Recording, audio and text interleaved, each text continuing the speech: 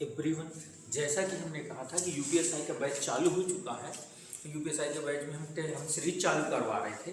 Series चालू करवाने का मतलब क्या चल रहा था कि 25 क्वेश्चन रोडली इंपॉर्टेंट क्वेश्चन डिस्कशन कर रहे थे। जैसे कल हमने 25 क्वेश्चन का सेट लिया था जिसमें हमने डिस्कशन किया था यूपीएसआई से रिलेटेड सवालों को, और आज हम फिर से 25 क्वेश्चन डिस्कशन करेंगे यूपीएसआई से रिलेटेड सवालों को। तो आप लोग कड़ी मेहनत करिए, जिसको भी वर्दी पहनना है तो उसके लिए आप कड़ी मेहनत करिए, और बिना मेहनत के आपको कुछ चीज़ें नहीं मिलने वाली। जब आप मेहनत करेंगे तभी आपको सारा कुछ मिलेगा और तभी आपका ये यूपीएसआई क्रैक होगा। तो चलिए हम कंटिन्यू करते हैं 25 सवालों को लेकर। फिर हम जो आज हम शुरू करते हैं 25 इंपॉर्टेंट सवालों को लेकर, जिस पे आपको यूपीएसआई से रिलेटेड सवाल होंगे। चलिए, तो पहले नंबर का हम क्वेश्चन देख रहे हैं, आपको करवाने जा रहे हैं। चलिए, पहले नंबर का क्वेश्चन की बात चल रही है। पहला नंबर क्वेश्चन क्या कह रहा है, 950 तक कितनी संख्या है 3 और 5 दोनों से विभाज्य। 9 से क्या लिखा, 950 तक कितनी संख्याएं आपकी जो है 3 और 5 दोनों से विभाज्य। अगर 3 और 5 से, तो जब दोनों से क्या कहते हैं वो विभाज्य, तो आपसे किसकी बात कर रहा है बेटा, एलसीएम की बात कर रहा है। अगर सवाल क्या कह रहा है 3 और 5 दोनों से विभाज्य की बात कर रहा है, 3 और 5 दोनों से, तो 3 और 5 दोनों से विभाज्य संख्या हम क्या लेंगे, एलसीएम बेटा ले लेंगे 3 और 5 का। और 3 और 5 का बेटा एलसीएम कितना होता है, 15 होता है। तो हम सबसे पहले एलसीएम लेंगे 3 और 5 का, उनका एलसीएम क्या होता है 15 हो जाएगा। 15 एलसीएम अगर आएगा 15, तो बताइए 950 में कितने, तो भाग दे देंगे 950/15। अगर 15 से हम भाग दे रहे हैं तो कितनी बार जाएगा, तो 15 छक्का 90 हो जाएगा, और 90 5 50 आ जाएगा, और 15 का 45 हो जाएगा। दशमलव वाले लिए नहीं आएंगे, तो कितनी संख्या विभाज्य होंगी, 63 संख्याएं हमारी, 63 संख्याएं हैं जो हमारी 3 और 5 से विभाज्य है। तो आपका आंसर कौन सा हो गया, डी नंबर में आपका आंसर हो चुका है 63, आपका आंसर आ चुका है। तो चैनल को आप लाइक करिए, सब्सक्राइब करिए, शेयर करिए, और आपको इससे आपका क्या होगा, इससे हमको फीडबैक मिलता है कि हाँ हमारी पढ़ाई हम आपको कैसा आपको कंटेंट दे रहे हैं, ये सारी चीज़ आपको प्रोवाइड करवा रहे हैं निःशुल्क, कोई पेमेंट नहीं है, कोई निःशुल्क सारी कुछ है। तो आप चैनल को लाइक कर दीजिए, सब्सक्राइब कर दीजिए आप, और शेयर कर दीजिए, कमेंट करिए कि कैसा आपकी क्लास लगी। अगला क्वेश्चन पे हम चलते हैं। दूसरे क्वेश्चन की अगर हम बात कर रहे हैं, अगर हम दूसरे क्वेश्चन की बात कर रहे हैं, कह रहा उन सभी 3 अंकों वाली संख्याओं का योगफल ज्ञात कीजिए। उन 3 अंकों जिन्हें 8 से विभाजित करने पर शेषफल 5 रहता है भैया। तो ये कह रहा उन सभी 3 अंकों, तो 3 अंकों की संख्याएं कहां से स्टार्ट होती है बेटा, 100 से स्टार्ट होती है। 3 अंकों की अगर संख्याओं की बात चल रही है, 3 अंकों की संख्याएं, 3 अंकों की संख्याएं कहां से स्टार्ट होती है बेटा, आपकी 100 से लेकर चलते 999 तक, भैया 3 अंकों की संख्या है। अब वो ये कह रहा है सवाल 3 अंकों वाली संख्याएं याद कीजिए 8 से क्या हो विभाजित करने पर, किससे 8 से विभाजित करने पर, और शेषफल आपका क्या बचना चाहिए, शेषफल आपका क्या बचना चाहिए, 5 बचना चाहिए शेषफल। जो वो बोल रहा है कि शेषफल कितना आना चाहिए, 5 आना चाहिए। तो भैया अगर मैं 8 से भाग दे रहा हूं तो पहले मुझे पहली संख्या ज्ञात करनी है, क्या आएगी क्या नहीं आएगी। अगर मैं 8 का भाग बेटा 100 में दे रहा हूं, 8 का भाग 100 में दूंगा तो 12 बार जाएगा, 12 के 96 4 शेषफल आएगा। लेकिन शेषफल 4 की बात नहीं कर रहा, शेषफल आपसे बोला है कि मुझे 5 चाहिए। तो शेषफल जब मैंने 100 पे भाग दिया तो मुझे शेषफल कितना मिल रहा था, 4 मिल रहा था। देखिए 8 का अगर मैं भाग दे रहा हूं यहां से, अगर मैं 8 का भाग दे रहा हूं यहां पर, तो कितना मिल जाएगा, तो अगर 8 का भाग है, अगर हम 100 में दे रहे हैं तो 12 की 96 हो जाएगा, बच्चे में कितना आ जाएगा 4। तो शेषफल मेरे पास कितना मिलेगा, 4 मिल जाएगा। तो मुझे 5 चाहिए, तो मतलब अगली संख्या 100 के बाद कौन सी मुझे मिल जाएगी, 101 मिल जाएगी। कौन सी संख्या बेटा आपको मिलेगी, 101 पहली संख्या मिल जाएगी, क्योंकि 4 शेषफल। तो मुझे पहली संख्या कौन सी प्राप्त हो गई, 101 प्राप्त हो गई। अब 100 तो ये मुझे मिल गए। अगली संख्या 8 से जो विभाज्य हो रही होगी 5 शेषफल, 8 जोड़ देंगे तो 109 आ जाएगी। अगली और 8 जोड़ देंगे तो कितना हो जाएगा, 117। अब ऐसे चलते चलते चलते हम आगे बढ़ते चले जा रहे हैं। अंकों 3 अंकों की संख्या ये थी। अब हमने कहा कि 8 से विभाजित शेषफल, तो 101 मिलेगा, 109 मिलेगा, 117 मिलेगा। अगर हम आगे की बात कर लेते हैं इसका, यहां से हम इसको हटा देते हैं। अब ये तो 70, अब आखिरी क्या है कि 999 तक, अगर मैं 8 का भाग 999 में देता हूं तो कितनी बार जाएगा? 8 एकम 8 हो जाएगा, कितना है 8 एकम 8 हो जाएगा 19 हो जाएगा, 19 16 हो जाएगा, 3 हो जाएगा 39, 8 चौको 32, 8 45, तो हमारे पास कितना आ जाएगा? 7 आ जाएगा। तो शेषफल हमें कितना मिल रहा है? 7। और वो शेषफल हमें कितना मांगा है? यहाँ पर 5 शेषफल मांग रहा है। तो भैया अगर 7 है तो 2 संख्याएं और मैं लेस कर दूंगा तो कितना आ जाएगा? 997 आ जाएगा। ये आ गई 3 अंकों की। तो सबसे पहले उन सभी 3 अंकों वाली संख्याएं ज्ञात करनी थी। फिर वो कह रहा है उन संख्याओं का योगफल। क्या पूछ रखा है? उन संख्याओं का आपसे योगफल पूछ रखा है। तो वो 3 अंकों की संख्याएं पहले हमने ज्ञात किया, अब उसका योगफल की बात करा। ये बताइए कौन सी सीरीज दिख रही है? हमें ये समांतर श्रेणी दिख रही है। ये क्या है? हमारी समांतर श्रेणी, जिसको हम क्या बोलते हैं? एपी बोलते हैं। एपी, पहले तो मुझे ये पता चल जाए कितने पद हैं। पहले मुझे क्या चाहिए होगा? n का मान, कितने पद।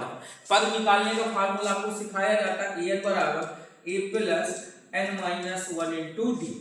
यहाँ पे बेटा अगर a का मान क्या है? पहला पद, a होता है पहला पद, d क्या होता है? सब में अंतर कितने का है? 8 का है, और n का an मतलब आखिरी पद, n का मतलब होता है आखिरी पद। आखिरी पद कितना है? 997 है। चलिए सारा कुछ पता है, मैं यहाँ मान रख देता हूँ। तो 997, a का मान कितना है आपके सामने? 101 है, प्लस n माइनस 1, यही आपका n का मान चाहिए, और d का मान कितना है आपके सामने? 8 है। तो 997 में इसको इधर घटा दूंगा, तो 997 माइनस 101, n माइनस 1 और कितना हो जाएगा? 8 आ जाएगा। अब 7 में के बेटा कितना आएगा? 6 आएगा, 9 आ जाएगा, और 9 में के 8 आ जाएगा। तो n माइनस 1 इंटू 8 हो गया।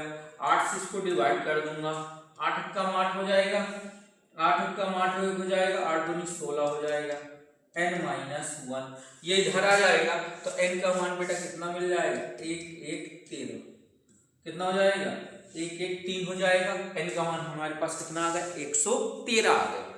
अब उसमें क्या पूछा है? योगफल। तो योगफल निकालने का फार्मूला हमारे पास क्या होता है बेटा? n बाई,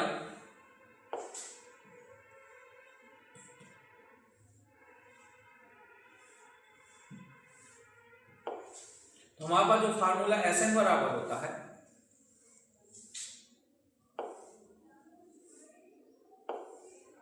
Sn बराबर n by 2 a plus l होता है। क्या n by 2 a plus l होता है। n का मान कितना है तुम्हारे सामने? 113 है बाई 2, और a का मान कितना है? a का मान तुम्हारे सामने 101 है, 101 प्लस, और l होता है आखिरी पद, और आखिरी पद कितना दिया गया? इसी को हम क्या बोलते हैं? l बोलते हैं। तो 997, इनको जोड़ लेता है 113/2 गुणे। अब बताइए 7 और 1 कितना हो गया? 8 हो गया। 7 1 और 8 हो गया, 9 हो गया, 9 1 10 हो गया। तो उसे भाग दे देता हूँ।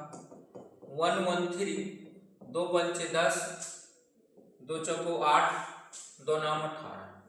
9 का पहाड़ इकाई से देखना चेक करता हूं। अगर मैं 9 का पहाड़ किसके साथ करता हूं? 3 के साथ, तो क्या मिलेगा? 27 मिलेगा। 9 का पहाड़ मैं किसके साथ कर लेता हूं? 9 का पहाड़ अगर मैं 3 के साथ पढ़ता हूं तो क्या आएगा? 27। तो मुझे मेरा इकाई का 7। अब ऑप्शन में 7 ढूंढ लेते कहां पर है। क्या यहाँ पर है? ये 6 है, नहीं हो सकता। ये 1 नहीं हो सकता, ये 5 नहीं हो सकता। तो कौन सा आंसर हो गया? सिर्फ ये आंसर हो जाएगा। तो आपका आंसर कितना हो जाएगा? 62 0 3 7। तो जरूरी नहीं कि हम पूरा गुणा ही करवाएं। आपको ऑप्शन सामने हुई है तो बिना गुणा करवाए भी आप आंसर तक जा सकते हैं, आंसर पा सकते हैं आप। तो आपको सिर्फ इतना ध्यान देना कि इकाई के अंक अगर चेक कर लेना, अगर सब डिफरेंट है तो हमारा बहुत आसान हो जाता है। ठीक है, अगले क्वेश्चन की ओर हम बढ़ते हैं। अब जैसे ये लिखा, कह रहा √30 माइनस √50 माइनस √16 प्लस इतना। चलिए स्टार्ट करते हैं। अब बात समझिएगा, अगर ये सवाल है 30, हम कोशिश करेंगे सारा कुछ अलग अलग करने की। √50 माइनस, ठीक, 50 माइनस अंडर 616 प्लस √81, तो एक ब्रैकेट ये भी बंद हो जाएगा और एक ब्रैकेट ये भी बंद हो जाएगा। तो सबसे पहले अगर इस सवाल की बात चल रही है तो सबसे पहले मैं कौन सी ये वाला छोटा वाला अंडर रूट को सॉल्व करूंगा। देखो मैं इसी पर सब बताता चला जा रहा हूं ताकि मुझे लास्ट में सॉल्व ना ज्यादा करना पड़ेगा। तो सबसे पहले आपको क्या करना होगा सवाल को सॉल्व करने के लिए, सबसे पहले देखो सबसे छोटा वाला अंडर रूट कहां, पहले इसको सॉल्व करेंगे, फिर इसको सॉल्व करेंगे, फिर इसको सॉल्व करेंगे, फिर इसको सॉल्व करेंगे, ठीक है। तो सबसे पहले किसको सॉल्व करना है, इस वाले को। √81 लिखा है, 81 किसका वर्ग होता है, 9 का वर्ग होता है। तो ये बताइए मैं अगर इन दोनों को सॉल्व करने चल रहा हूं, इसको इन दोनों को सॉल्व कर रहा हूं, तो देखिएगा यहाँ पर अगर मैं सिर्फ इसको सॉल्व करने के लिए जा रहा हूं तो 616 प्लस 81 किसका वर्ग होता है। अब अगर हम बात कर लेते हैं इसकी, तो अगर मैं इसकी बात कर लेता हूं, ये बात, ये 81 किसका वर्ग होता है, 9 का वर्ग होता है। अगर 81 9 का वर्ग होगा तो ये कितना बन गए, 616 में 625 और 625 किसका वर्ग होता है, 25 का। 625 जो वर्ग होता है वो किसका होता है बेटा, आपका 25 का होता है, किसका। तो ये भाई इस पूरे को सॉल्व करने पे मान मिला कितना मिला, 25 मिला। अब मैं थोड़ा सा दूसरे को सॉल्व करने जा रहा हूं, दूसरे को सॉल्व करने गया तो मेरे सामने कितना हो जाएगा, 25। अब मेरे पास सामने कितना है, 50 माइनस 25। अगर 50 माइनस 25 है तो मान कितना सॉल्व हो जाएगा, तो कितना आ जाएगा, अंडर रूट कितना मिल जाएगा मुझे, 25 मिल जाएगा। 50 में 25 जाएगा, अंडर रूट कितना मिल जाएगा मुझे, 25 मिल जाएगा। और इससे कितना मान निकल के आ जाएगा, सॉरी इससे मेरा क्या निकल के आ जाएगा, 5। तो मैंने इसको पूरे को यहां तक सॉल्व करने में मुझे मान कितना मिला, 5 मिला। अब यहां देखिएगा तो यहां मेरे पास कितना बचा, 30 और माइनस यहाँ कितना बचा, 5 बचा। सारा तो सॉल्व हो गया, इसको सॉल्व करूंगा तो 25 आ जाएगा और 25 का आंसर क्या निकल के आ जाएगा, 5 निकल कर आ जाएगा, ठीक। तो मेरा आंसर कितना निकल के आ गया, डी नंबर में मेरा आंसर है वो निकल कर आ गया। तो सबसे पहले कुछ सवाल में था नहीं, सबसे पहले छोटे से √81 को 81 को सॉल्व करेंगे तो 9 आ जाएगा, 625 बन जाएगा, ये 25 हो जाएगा। 625 का 25 निकला है तो 50 माइनस इसको सॉल्व किया तो 25 हो गया, 5 निकल के आ गया। फिर 30 माइनस इस वाले को, अब पूरे को सॉल्व करने को मानिए 30 माइनस क्या आंसर आ चुका है, 5 आ चुका है। अगले नेक्स्ट क्वेश्चन की ओर चलता हूं। कह रहे जब 0.23 को एक भिन्न में बदला जाता है तो परिणाम क्या होगा। अब देखो इसका मतलब क्या लिखा है, पहले इसकी बात करता हूँ। 0 इस संख्या को, इसको क्या एक भिन्न में बदला जाता है, भिन्न में बदलना है। 0.23 डैट इसको भैया क्या लिखा जा सकता है, इसको बेटा हम क्या लिख सकते हैं, 0.23 अगर हम बार लगा दें तो इसका मतलब क्या होगा, बार लगाने का मतलब वही संख्या बार बार रिपीट करती हुई चली जाएगी, हम उसके ऊपर क्या बेटा दे सकते हैं, बार दे सकते हैं। अब बार दे सकते हैं तो ये तो मैं डायरेक्ट बता सकता हूँ इसको आंसर, इसका आंसर क्या होगा, डायरेक्ट बता सकता हूँ कि क्या आंसर निकल कर आने वाला। एक डायरेक्ट मेथड क्या कहता है, ये अगर मैं इसको x मान लेता हूँ तो अगर भिन्न के रूप में बदलना है, इसको क्या बदलना है, तो कल मैंने सिखाया था भिन्न में बदलना, भिन्न में बदलने के लिए। कल मैंने एक 3 वाला क्वेश्चन करवाया था आपको भिन्न में बदलने के लिए। अब एक बार पहले पूरे के ऊपर बार लगा तो मैंने क्या कहा, सबसे पहले ये लिख लेंगे, भिन्न 23 हो गया।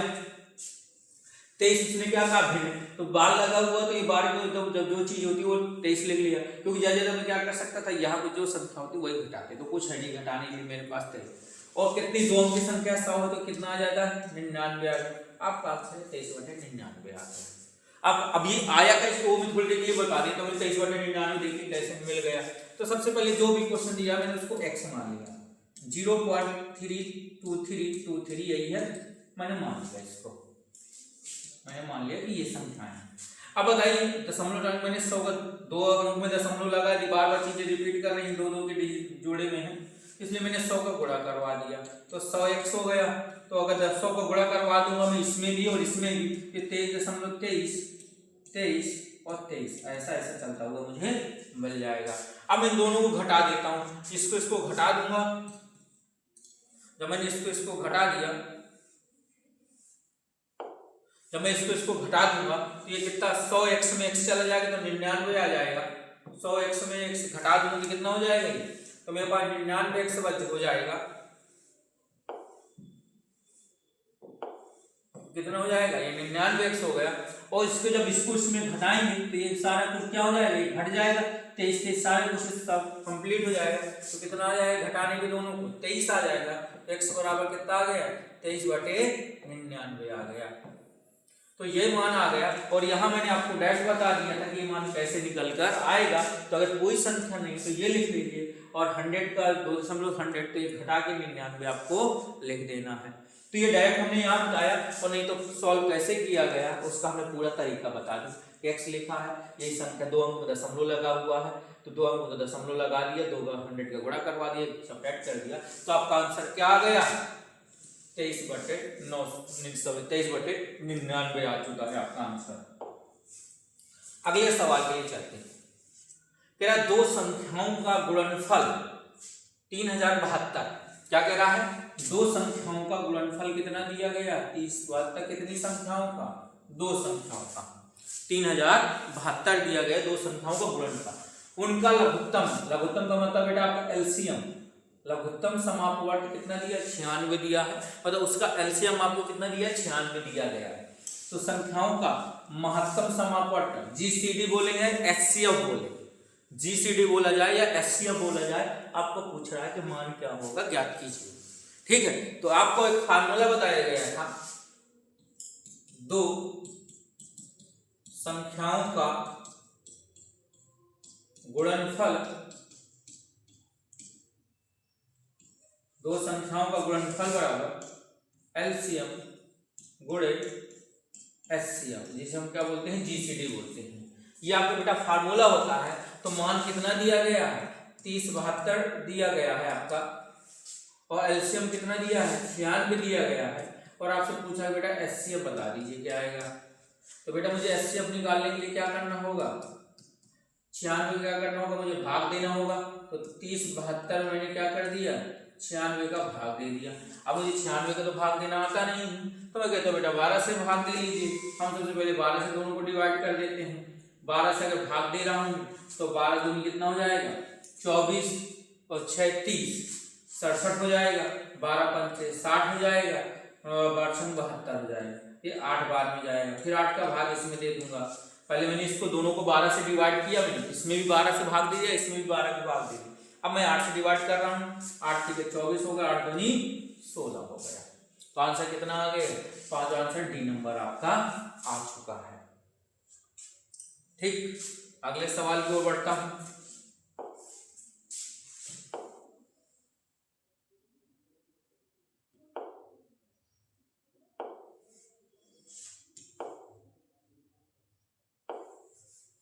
अब बताइए 1092 को दो पुरुष 6 महिलाओं की 1092 रुपए, सॉरी 1092 रुपए है, वो कितने पुरुष में, दो पुरुषों में, 6 महिलाओं में और 8 लड़कों में इस तरह विभाजित करना। यह क्या बोला, 1092 रुपए कैसा भैया, कितने लोगों में देना, कह रहा 2 पुरुषों को दे दीजिए, 6 महिलाओं को दे दीजिए, 8 लड़कों को दे दीजिए।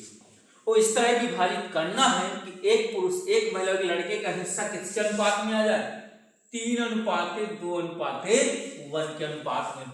तो एक पुरुष को कितना धन प्राप्त होता है। तो यहाँ पे पुरुष का पूछ सकता था, महिला का पूछ सकता था, महिलाओं का पूछ सकता है, बच्चे का पूछ सकता है। तो अनुपात दे दिया गया है, पैसा दे दिया गया है, और पुरुषों में महिलाओं बच्चों की आपको क्या बता दी गई, संख्या बता दी गई है। तो चलिए अनुपात क्या होता है, यह अनुपात होता है, इसका अनुपात 3x हो गया। पुरुष का, पुरुष को क्या मैं ले लेता हूँ, मैं, महिला को वोमेन ले लेता हूँ, वोमेन कितना हो जाएगा, 2x हो जाएगा। और बॉयज का, बॉयज कितना हो जाएगा, x हो जाएगा। ये अनुपात ले लिया।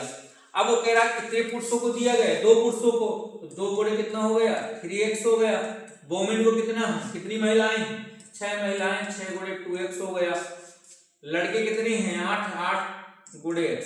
और इन सब मिला कितने रुपए में बांटा गया है, सबको 1092 रुपए में बांटा गया है। अगर हम इनको गुणा कराते हैं तो 6x हो जाएगा, 6 दूनी 12x हो जाएगा और 8x हो जाएगा 1092। अगर 12 के बीच है 26x हो जाएगा, 26x बराबर कितना हो जाएगा 1092।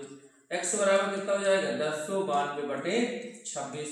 अब हम 26 के तो पहाड़ आता नहीं, हम 13 के पहाड़े से देख लेते हैं, क्योंकि अगर आंसर क्योंकि पूरा सिंपल रूप में लिखा हुआ है, एक पूर्णांक संख्या लिखा है, इसका मतलब क्या होता है भाग पूरा का पूरा जा रहा होगा। 13 से अगर हम डिवाइड करें बेटा तो क्या मिलेगा 13 से डिवाइड करने पर, 13 से कितना होता है 104 होता है, 5 आएगा 13 चौको 52 आ जाएगा बटे 13 दूनी 26 हो जाएगा, 2 से मैं इसको काट दूंगा तो मुझे कितना मिल जाएगा 42 मिल जाएगा। तो बेटा 1092 को 26 है 13 से भाग दे दिया मैंने तो 84 बटे 2 है 42। x का मान आ गया। उसने पूछा एक पुरुष को, उसने क्या पूछा, एक पुरुष को कितना धन प्राप्त होगा। अगर एक पुरुष को कितना धन प्राप्त करे, भैया पुरुष कितने थे आपका अनुपात, पुरुष कहाँ है, मैन कितना है ये लिखा हुआ है, मैन कितना है 3x लिखा हुआ है, तो 3x और 3 गुणे 42, 3 दूनी 6, 3 चौको 12, कितना आ जाएगा आपका आंसर। तो एक पुरुष कितना धन प्राप्त होगा, तो भैया एक पुरुष को 126 रुपए प्राप्त होंगे। ठीक है, अगला क्वेश्चन पर हम आगे बढ़ते हैं। कर एक प्रतियोगी परीक्षा में सेक्शन ए में, एक प्रतियोगी परीक्षा है सेक्शन ए में 70% और सेक्शन बी में 55%। ठीक है, एक सेक्शन है ए में कितना है 70% और सेक्शन बी में कितना दिया गया है 55% उम्मीदवार। ठीक है,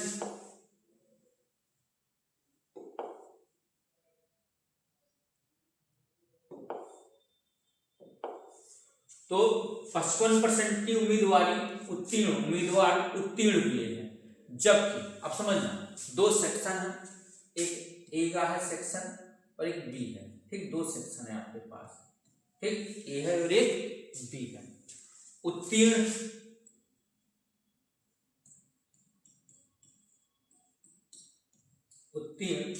और एक अनुत्तीर्ण है।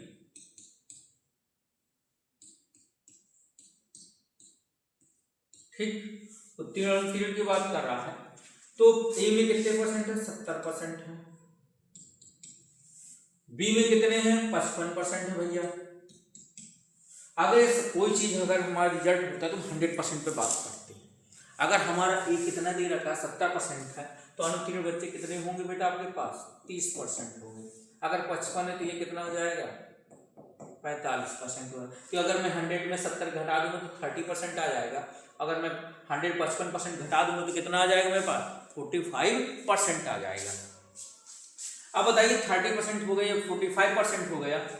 अब ये बताइए, अब एक चीज उसने क्या कहा कि दोनों सेक्शनों में, इसमें दोनों सेक्शनों में 10% अनुत्तीर्ण हुए हैं बच्चे।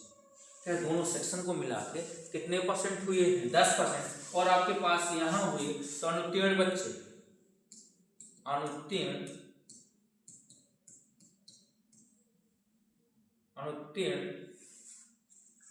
बच्चों की संख्या क्या हो जाए अनुत्तीर्ण, तो अनुत्तीर्ण कितना हो जाएगा 30% प्लस 45%, और उसने कहा था कॉमन 10% उत्तीर्ण मतलब माइनस 10% हम कर देंगे, तो कितना हो जाएगा, कितना हो जाएगा तो बताइए 40 30 के 45 से 75 कितना परसेंट हो जाएगा 65% उत्तीर्ण बच्चे हैं। अगर 65% है तो उत्तीर्ण बच्चे कितने हो जाएंगे,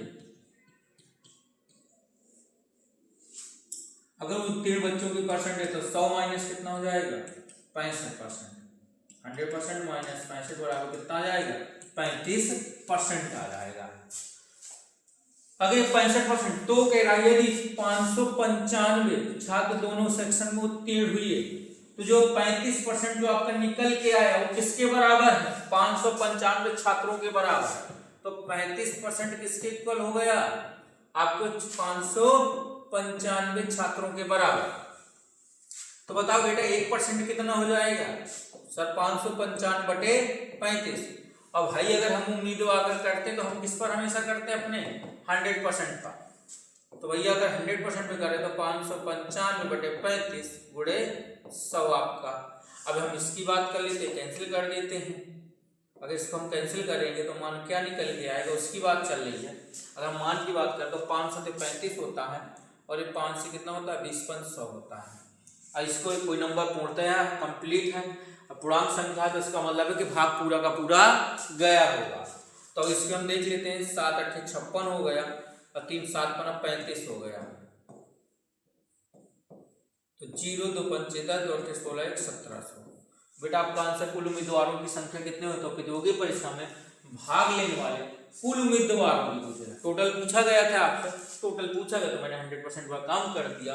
तो कितना आ गया आपका आंसर? डी आ गया 1700। तो प्रतियोगी परीक्षा में भाग लेने वाले बच्चों की संख्या बेटा कितनी थी? 1700 थी। पहली संख्या के, अब सवाल पढ़िएगा, कह रहा पहली संख्या के 70%, पहली संख्या जो है वो 70% है उसका। फिर गया दूसरी संख्या के 45% है, ठीक है। तीसरी संख्या के कह रहा 30% का योग, कह रहा पहली जो संख्या है उसका 70% है, दूसरी जो संख्या है उसका 45% है, जो तीसरी संख्या उसका 30% है, ठीक है। कह रहा कंडीशन क्या लगा के रखा? 30 के वर्ग से, कह रहा 30 का वर्ग कर देंगे उससे कह रहा 1020 अधिक है, ठीक है भैया। तो पहले मैं यहां तक की कहानी पूरी करता हूं, पहले एक बार क्वेश्चन पूरा रीड आउट करते हैं। फिर कह रहा दूसरी संख्या, कह रहा दूसरी संख्या पहली संख्या के दूसरी संख्या पहली संख्या से कैसी है? दुगनी है। तो दूसरी संख्या पहली संख्या में रिलेशन क्या है? दुगना का है। फिर कह रहा दूसरी संख्या और प्रथम संख्या के बीच का अंतर क्या है? 30 का वर्ग है। तो उसने दो कंडीशन लगा के मुझे दिया। पहले कहा कि दोनों एक्स और वाई में आपस में कोई भी हम संख्याएं मान लेते हैं। अब ये समझिएगा, कोई दो संख्याएं, वो कह रहे दोनों का आपस में पहली संख्या जो दूसरी संख्या पहली संख्या की दुगनी है, और दोनों के बीच में जो अंतर है, दोनों के बीच में जो अंतर है वो 30 का वर्ग है, ठीक है। तो तीसरी संख्या के 5/7 तीसरी संख्या के 5/7 भाग के 40 का 40% का 63% के 40% का मान क्या होगा? अब हमने कहा था पहले तो हमें पहली बात हमें तीसरी संख्या मिल जाए, जब तक तीसरी संख्या नहीं आ जाएगी हम कैसे मान निकाल पाएंगे? तो सबसे पहले हम क्या करेंगे? तीसरी संख्या निकालेंगे। तीसरी संख्या बेटा निकालने के सबसे पहले हम क्या करेंगे? तीसरी संख्या अगर हमें निकालनी है तो काम करते हैं। तो पहले हम मान लेते हैं कि मान पहली संख्या x, दूसरी संख्या y, तीसरी संख्या हमारी क्या है? z है, ठीक, हमने मान लिया। अब प्रश्न अनुसार देखिए क्वेश्चन क्या, पहली संख्या के 70%, पहली संख्या का 70%, तो x गुणे 70/100, पहली संख्या 70%, 70% मतलब 70/100। दूसरी संख्या के योग की बात करा तो इसलिए मैं योग कर रहा हूं। क्वेश्चन में क्या बोला? का योग। तो दूसरी संख्या क्या होगी? y का कितना दिया गया? 45%, 45/100 प्लस z का कितना दिया गया है? z तीसरी संख्या का 30%, 30/100। अब ये क्या करेगा? 30 के वर्ग, 30 का वर्ग से 30 के वर्ग से 1020 अधिक है, प्लस 1020, ठीक, ये कंडीशन होती है। तो अगर ये बताइए अगर मैं एलसीएम लूंगा तो हर एक का मुझे क्या मिल जाएगा? 100 मिल जाएगा। अगर इस पूरे का मैं अगर एलसीएम लेने की कोशिश करता हूं तो क्योंकि नीचे हर जगह पे कितना हो जाएगा? 70x हो जाएगा, एक 45y हो जाएगा और एक 30z हो जाएगा, बराबर 30 का वर्ग 900 होता है, प्लस 1020 हो जाएगा।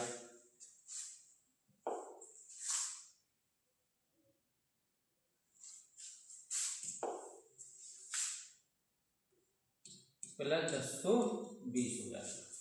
अब बताइएगा इन सबको अगर मैं जोड़ना है तो बताइए 900 1020 कितना हो जाएगा? अगर 10 और ये 900 है तो कितना 1920 हो जाएगा। तो ये 70x plus 45y plus 30z बराबर, तो अगर मैं गुणा करा देता हूं तो 1020 10 1920 1920 गुणे हमारा कितना हो जाएगा? 100 हो जाएगा। तो हमारे पास 70x plus 45y plus 30z बराबर 19,230 हो जाएंगे। ठीक, 19,200, 1,92,000 हमारे पास मिल जाएगा। ठीक है, 1,92,000 आ गया हमारे पास। अब कंडीशन में चलते यहाँ तक हम ले आए अपने सवालों को। अब हो गया प्रथम संख्या और पहली दूसरी संख्या आपने कितनी आपने मान रखी है y, तो क्या रिलेशन दिया गया है, y बराबर 2x दिया गया है। एक तो ये रिलेशन दे रखा है, तो उसने क्या कहा, पहली संख्या से दुगनी है। ठीक, पहली संख्या से दुगनी है। अब तीसरे में रिलेशन क्या दे रखा है, उसने कहा दूसरी संख्या प्रथम संख्या, दूसरी संख्या y की प्रथम संख्या x का अंतर क्या है, 30 का वर्ग है। 30 का वर्ग है बेटा, y का मान यहाँ मैं रख दूंगा, तो 2x माइनस x कितना, 30 का वर्ग कितना हो जाएगा, 900 हो जाएगा। x बराबर बेटा कितना मान आ जाएगा, 900 आ गया। अगर मेरा x का मान मुझे पता चल चुका है तो y का मान उसका डबल हो जाएगा, तो 2 गुणे 900 हो गया, तो y बराबर बेटा कितना आ गया, 1800 हो गया। मुझे अगर x और y के मान पता चल गए तो मैं इसमें रख के किससे मान निकाल लूंगा, z का मान निकाल लूंगा। अगर मैं z का मान मुझे निकल जाएगा तो जाके मैं इसका क्वेश्चन को सॉल्व कर लूंगा। अब समझिएगा, तो z का मान निकालने के भैया x का मान पता है, तो मैं भैया सीधे सीधे गुणा करा रहा हूँ। 70 का अगर 900 के साथ गुणा करा रहा हूँ, मैं ध्यान देना, x का मान 900, y का मान 1800 में इसी क्वेश्चन पर रखने वाला हूँ। मैं कहाँ रखने वाला हूँ, यहाँ रखने वाला हूँ, इसी क्वेश्चन पर। समझिएगा, मैं इसी क्वेश्चन पे मान रखने वाला हूँ। तो संख्याएं बहुत बड़ी बड़ी हैं, इसलिए मैं डायरेक्ट रख रहा हूँ। ठीक है, तो अगर मैं 70 का 9 सत्ते कितना हो गया, 63 हो गया। 9 सत्ते कितना हो गया, 63 हो गया। और यहाँ कितने जीरो हैं, 2 1 2 जीरो, इसके 1 3 जीरो, तो 1 2 3 प्लस y का मान है, तो यहाँ 2 जीरो तो पहले लिख लिया मैंने। y का मान कितना है, 1800। 18 पंचे कितना होता है, 90 होता है। अगर 18 पंचे 90 हो गए तो यहाँ से कितने लग गए, 9 लग गए। 18 चौक 72, और 72 और 9 कितने होते हैं, 72 88 81 हो गए, प्लस 30z बराबर आपके पास कितना चल रहा था, 1,92,000 चल रहा था। ठीक, अब बताया जब इनको जोड़ लेता हूं तो ये 3 जीरो, तो ये तीनों जुड़ गए। ठीक, 3 और 1 4 हो गया, और 8 6 14 हो गया। 1,44,000 प्लस 30z बराबर 19,200। तो बताइए 30z का मान अगर मुझे निकालना है तो 1,92,000 में से मैं 1,44,000 को क्या कर दूंगा, घटा दूंगा। तो घटाने में मुझे कितना मिलेगा, तो भैया घटा दीजिए 3 जीरो, 12 में 4 के कितना आ जाएगा,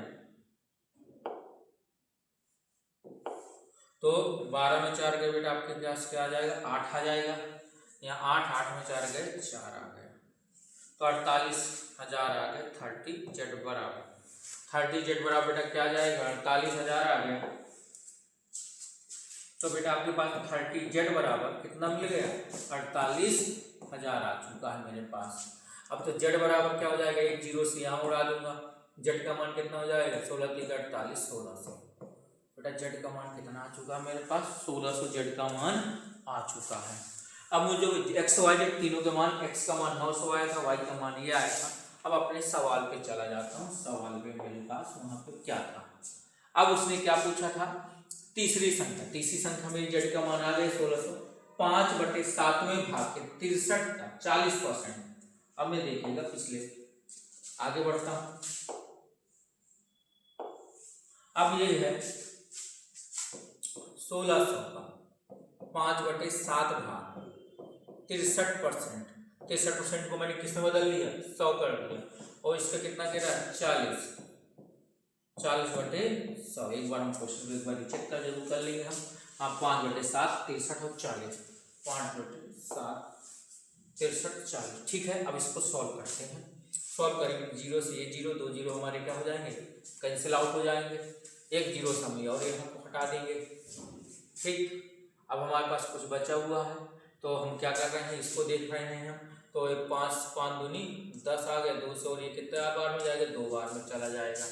और कुछ बचा, और हम 7 से देख रहे हैं कि हमारे पास कितने बार में जा रहा है, 9 बार में जा रहा है। तो हमारे पास क्या बचा, 16 बचा, 9 बचा, 2 बचा, तो 16 नहीं है, कितना होगा 144, 144 गुणा कितना हो जाएगा 288, 16 नहीं है 144, 288 हो जाता है। अब आपके आंसर को चेक करते हैं, कहीं 288 था बिल्कुल, तो हमारे पास आंसर कितना आ चुका है 288 आ चुका है। ठीक है, आगे कंटिन्यू भी करते हैं 288। अब कह रहा है एक वस्तु की लागत, समझिए क्या कह रहा है, एक वस्तु की लागत कीमत उसके विक्रय मूल्य की, कह रहा है एक वस्तु की लागत कीमत उसके विक्रय मूल्य के कितना है 40% है। तो विक्रय मूल्य का लागत कीमत से प्रतिशत होगा, वो कह रहा परसेंटेज बता दीजिए कितना होगा। तो भाई कोई दिक्कत नहीं, परसेंटेज बता दे रहे हैं उसको। एक वस्तु बताइए, एक वस्तु के लिए उसके विक्रय मूल्य कितना है, लागत कीमत कितना है 40% दिया गया है। तो विक्रय मूल्य हम कितने मान लेंगे, हम विक्रय मूल्य की अगर बात कर रही है, हम अगर बात कर रहे हैं विक्रय मूल्य का, तो मान लेंगे कितना 100% है, प्रतिशत बताना है। तो विक्रय मूल्य का लागत कीमत से प्रतिशत अगर आपको बताना है तो आप क्या कर देंगे 100/40, और परसेंटेज निकालना तो गुणे क्या कर देंगे 100 कर देंगे, 100 कर देंगे, जीरो ये चला गया, 4 से 25 बार में 25 गुणे 10 कितना हो गया 250 हो गए। तो कहाँ है आंसर, ये लिखा है 250। तो अगर एक वस्तु की लागत कीमत उसके विक्रय मूल्य का, यार 40% की विक्रय मूल्य की अगर बात कर रहा है, 40 की लागत कीमत कितनी ली है विक्रय मूल्य के 40%, तो कोई चीज बेटा 100% से तो ज्यादा थोड़ी हो सकती है।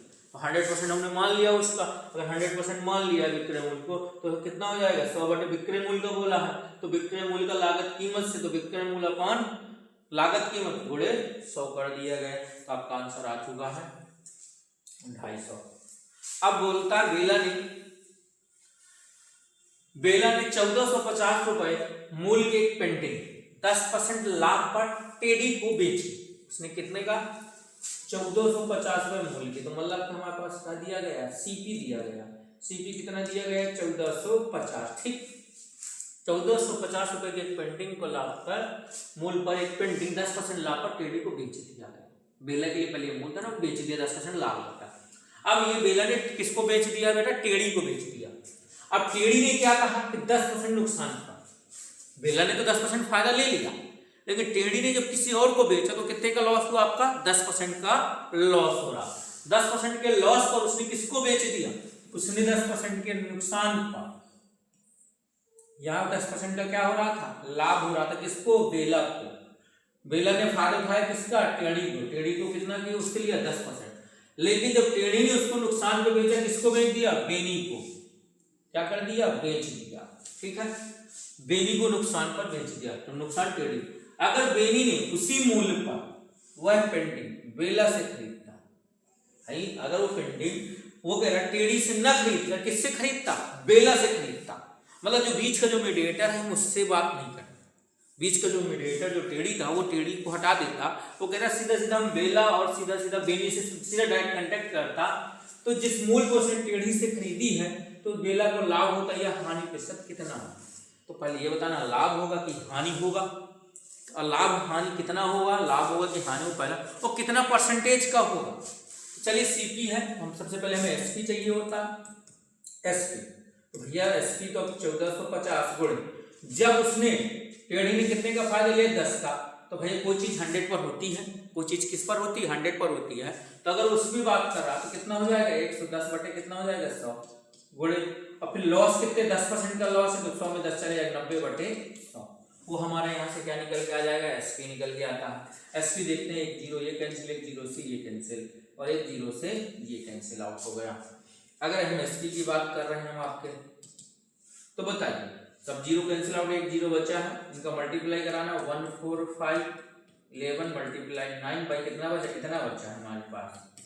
अगर हम चाहें तो इसको भी कैंसिल आउट कर दें, हम क्या कैंसिल आउट करें डेसिमल लगा देंगे हम, 11 5 जो 55 और 11 4 जो 44 और 44 49, 11 4 कितना हो जाएगा 15 हो जाएगा, मल्टीप्लाई 9 बाई 10, और अपना 45 के लिए 5 5 लगे कितने 4 आ जाएगा, अपना 45 के लिए 5 लगे 4, 9 81 4 85 यहाँ से लगे 8 और 9 9 45 45 5 50 3 53 यहाँ से लगे 5 9 9 9 5 14 बटे 10। अगर डेसिमल लगा दूंगा तो 1.4355 ठीक 1 पॉइंट कितना आ गया 43355। अब उसने क्या था बताइए, यहाँ गलत लिखे हैं हम, कितना हमारे पास कितना आएगा, हमारे पास आएगा 143.5। हमारे पास कितना निकलेगा 1435.5 हमारे पास, ये 10 से भाग देंगे। अगर हम ये भाग देंगे 1435.5 लिखा हुआ है। अब आप मुझे ये बताओ 1435 ये आपका एसपी आया है तो ये कितना 1450 है, कितना 1435.5। तो यहाँ बताओ एसपी बड़ा है कि सीपी बड़ा है, तो सर जी सीपी बड़ा है एसपी छोटा है, तो उसको क्या मिला होगा लॉस होगा, लॉस का मतलब हानि। अब हमें पास लॉस कितनी हानि कितनी हुई है उसकी बात चल रही है। अगर हानि की बात चल रही है, अगर हम हानि की बात कर रहे हैं तो हानि कितनी की हुई है तो 1450 माइनस 1435.5 की घटा देंगे तो 10 में 5 के कितना आ जाएगा 5 आ जाएगा। अब 5 आ जाएगा तो यहाँ कितना बचेगा 9 9 में 5 के कितना बचेगा 4 बचेगा। तो 9 में 5 के कितना आ गया 4 आ गया, यहाँ 4 में 3 गए 1 हो गया। तो हमारे पास कितना बेटा आ गया 1400 कितना 14 हमारे पास कितना आ गया 5 आ गया, हानि हुआ। तो लॉस परसेंट मतलब हानि परसेंट पूछा है तो हानि 14.5 बटे कितना होता है सीपी कितना दिया 1450 गुणे 100 यही होता है। अगर 1450 से गुणा करा दूंगा तो 1450 बटे 1450 हो जाएगा, कैंसिल आउट हो जाएगा, 1% की हानि आपकी हो जाएगी। तो हानि कितना हुआ है आपको 1% की आपको हानि हुई है इसका। ठीक है, अगले क्वेश्चन को बढ़ता हूं। एक व्यापारी अपने माल को इस प्रकार अंकित करता है कि 25% की छूट देने के लिए, व्यापारी है अंकित मूल्य मतलब मार्केट प्राइस का 25% की छूट दे रहा है। कितनी दे रहा है 25% की क्या कर रहा है छूट दे रहा है हमें। 25% की छूट देने के बाद वह 10% का लाभ, कितने का लाभ ले रहा है 10% का लाभ प्राप्त करता है। ठीक है, वो कह रहा है कि हमने कोई एक चीज भाई हमारा माल है, उस माल पर हमने क्या कहा पब्लिक को 25% का डिस्काउंट दे देंगे, फिर भी उस माल पर हमें कितने % का लाभ मिल रहा 10% का हमें लाभ तब भी प्राप्त हो रहा है। तो 21,300 के क्रय मूल्य पर मतलब हमें सीपी दे रखा है 21,300 के क्रय मूल्य वाली वस्तु का अंकित मूल्य ज्ञात करेंगे। मार्केट प्राइस क्या रहा होगा उस वस्तु का, कि हमने 25% डिस्काउंट भी दे दिया उसको, इसके बाद उस डिस्काउंट पर हमें 10% का लाभ हो गया है। ठीक है भैया, तो सीपी हमारा कितना होगा 21,300 था। अब ये बताइए उसको अगर पहले तो एसपी निकालता, एसपी क्या रहेगा, उसने कितने % का लाभ प्राप्त किया 10% का, तो 21,300 का 10% का लाभ ले लिया तो 110 बटे कितना हो जाएगा 100 हो जाएगा।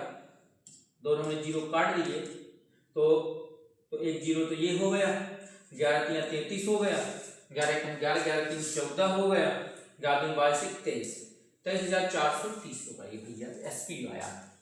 तो बताइए एसपी तो हमारा सीपी हमारे 21,300 था और एसपी हमारे कितना था। अब भैया ये जो आया ये तो लाभ लेने एसपी निकल के आ चुका। अब जो उसने कहा कि 25% की छूट देने का, अगर बेटा 25% की छूट दे दिया है, 25% समझिएगा 25% की अगर उसने छूट दे दी तो बचा कितना 75%। तो मतलब जो ये विक्रय मूल्य एसपी आया है वो 75% के बराबर है। ध्यान रखना इस चीज को, क्योंकि 25% की डिस्काउंट दे दिए तो बचा कितना दिन तो 75%, वो 75% ही तो इसको बराबर पे दिया गया उसको, तो किसके बराबर है 75% के बराबर।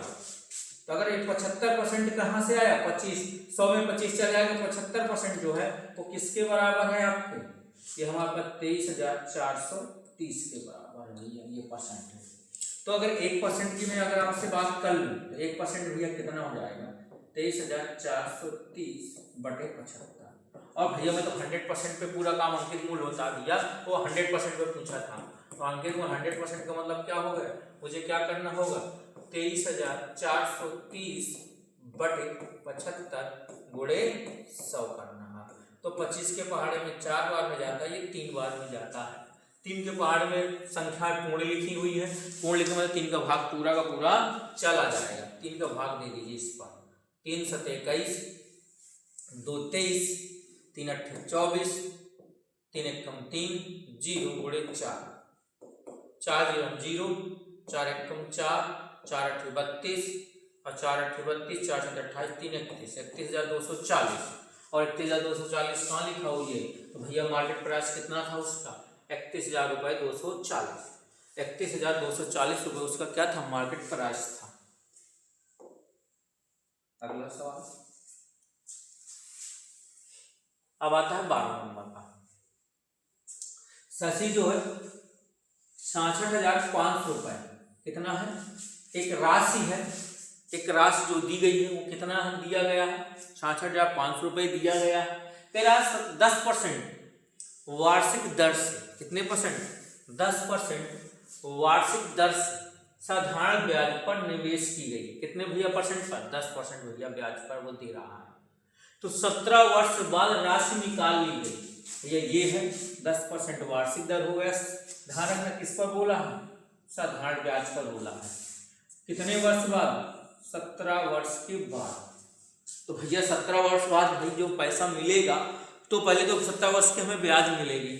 जो 17 वर्ष की ब्याज होगी, जो ब्याज होगा वो मूलधन होगी, तब जाके अमाउंट मिलेगा हमें। ठीक है। और उसी का कुल राशि का 2/3 भाग शेयर बाजार में लगा दे। जो हमें पैसा प्राप्त होगा उसका वो कह रहा है 2/3 भाग कहाँ कर दिया? शेयर बाजार में निवेश कर दिया। तो कह रहा शेष राशि भैया अगर 2/3 भाग शेयर बाजार में कर दिए तो शेष राशि, तो शेष राशि 2/3 भाग है। अगर उस राशि को तो बचेगा कितना भाग? 1/3 भाग ही तो बचेगा। 2/3 भाग आपने शेयर बाजार में कर दिया, जो राशि होगी उसका मुझे कितना भाग निकालना है? 1/3 भाग निकालना है। तो मुझे सबसे पहले क्या करना है कि साधारण ब्याज निकाल दूंगा। साधारण ब्याज आएगा उसको अमाउंट बनाने के लिए मैं मूलधन में जोड़ दूंगा, तो मुझे इतना पता चल जाएगा बैंक ने मुझे कितना रुपया प्राप्त किया बैंक से मैंने। तो साधारण ब्याज का मतलब तो आपको पता है ना, SI बराबर क्या होता है? PRT upon 100। तो चलिए P का मान कितना दिया गया? 66,500 रुपए है। और R का मान कितना? 10% है, तो गुणे कर लेता हूं। टाइम कितना है? 17 है बटे 100। ये 2 जीरो से 2 जीरो काट दिया हमने। SI तो ये गुणा करवा दिया।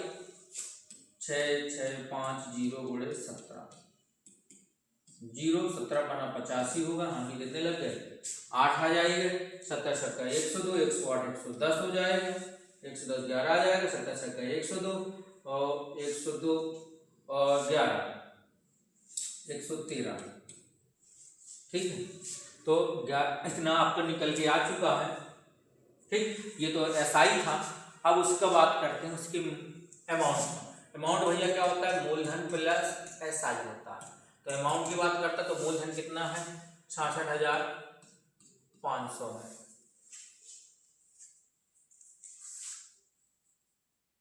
PRT अपॉन, ठीक है, तो 6650 हो जाएगा। ठीक, 17 का 0, 17 पना 85, 17 पना 50, 70 से 102, 102 8 110 11 70 से 102 102 113। ठीक है, प्लस 11305 अमाउंट की बात चल रही है तो अमाउंट। अब एक अमाउंट की बात कर रहा है तो 0 हो जाएगा। 5 0 को ऐड करूँगा तो 5 हो जाएगा। 0 और 5 को ऐड, अब समझिए 0 और 5 को ऐड करूँगा तो 5 हो जाएगा। 3 और 5 को ऐड करूँगा तो 8 हो जाएगा।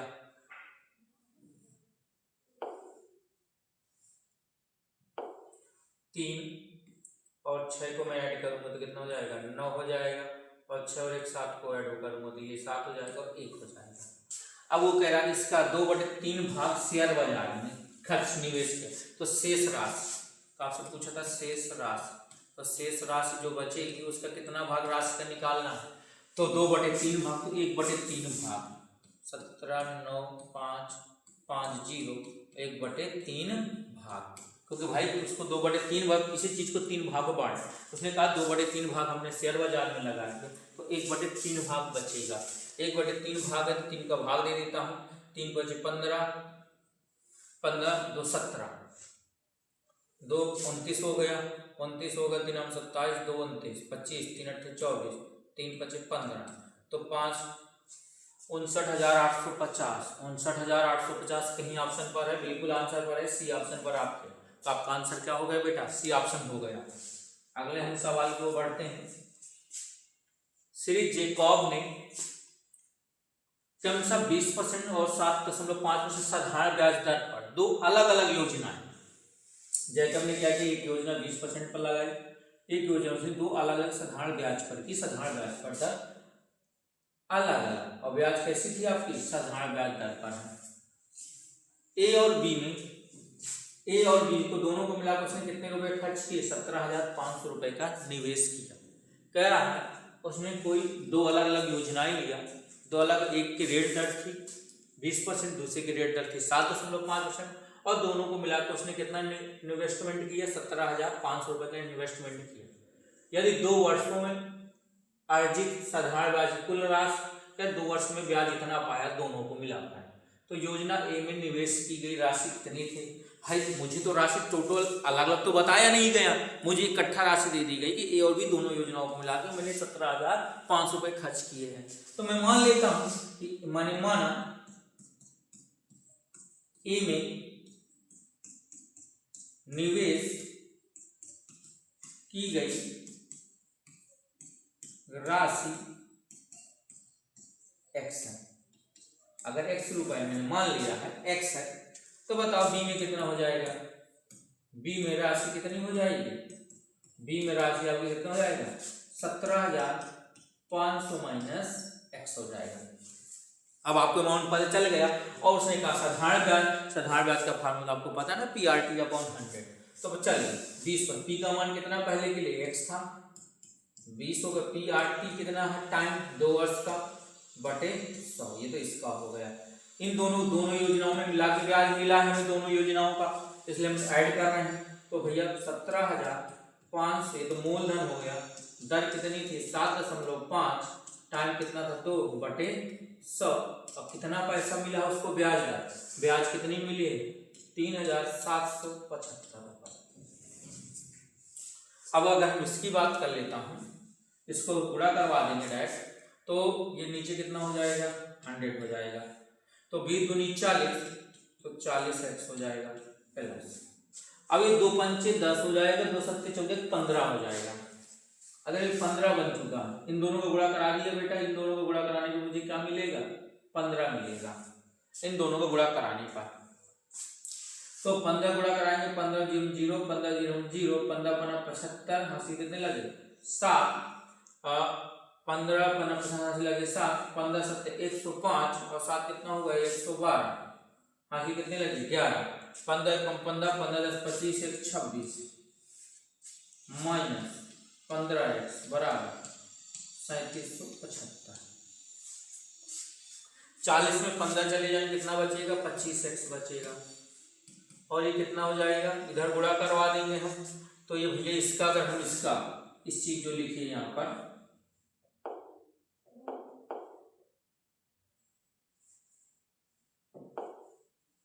तो ये 100 लिखा हुआ, इस 100 को हम क्या कर देंगे? गुणा करा देंगे इसके साथ।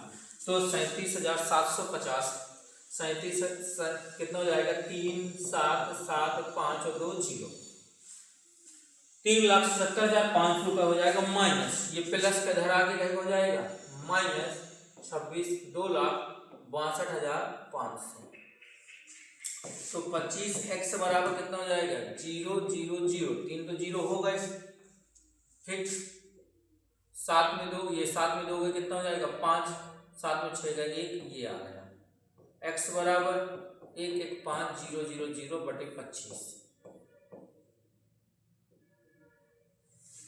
अब ये 25 से भाग दे देते हैं इसको, तो 25 चौको बेटा पहले कितनी बार जाएगा? 25 चौको 100 हो जाएगा, बचेगा 15 150, 25 छक्का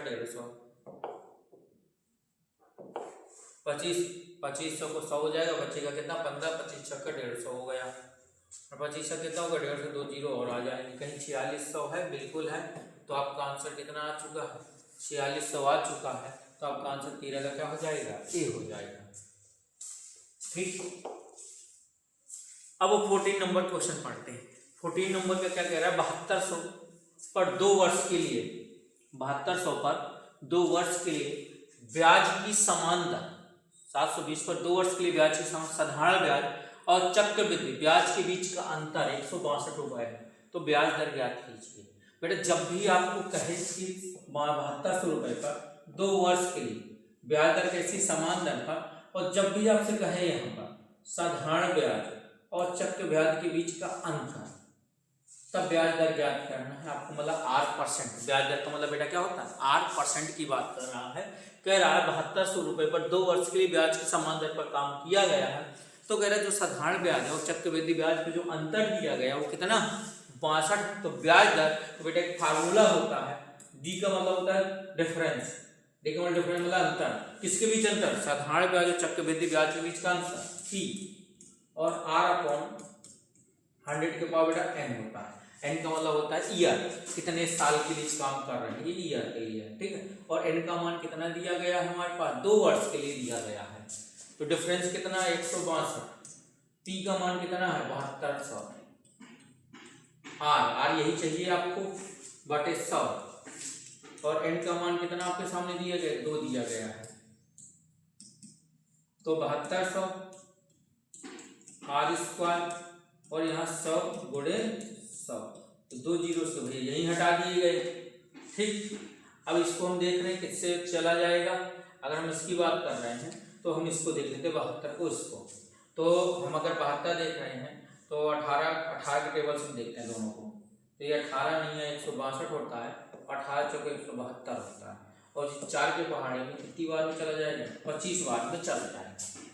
तो यहाँ 25 है, यहाँ 9 है, तो 9 गुणे कितना हो गया 25 बराबर r का स्क्वायर, 25 नहीं है कितना होता है 225, तो r स्क्वायर बराबर कितना हो जाएगा 225 हो जाएगा।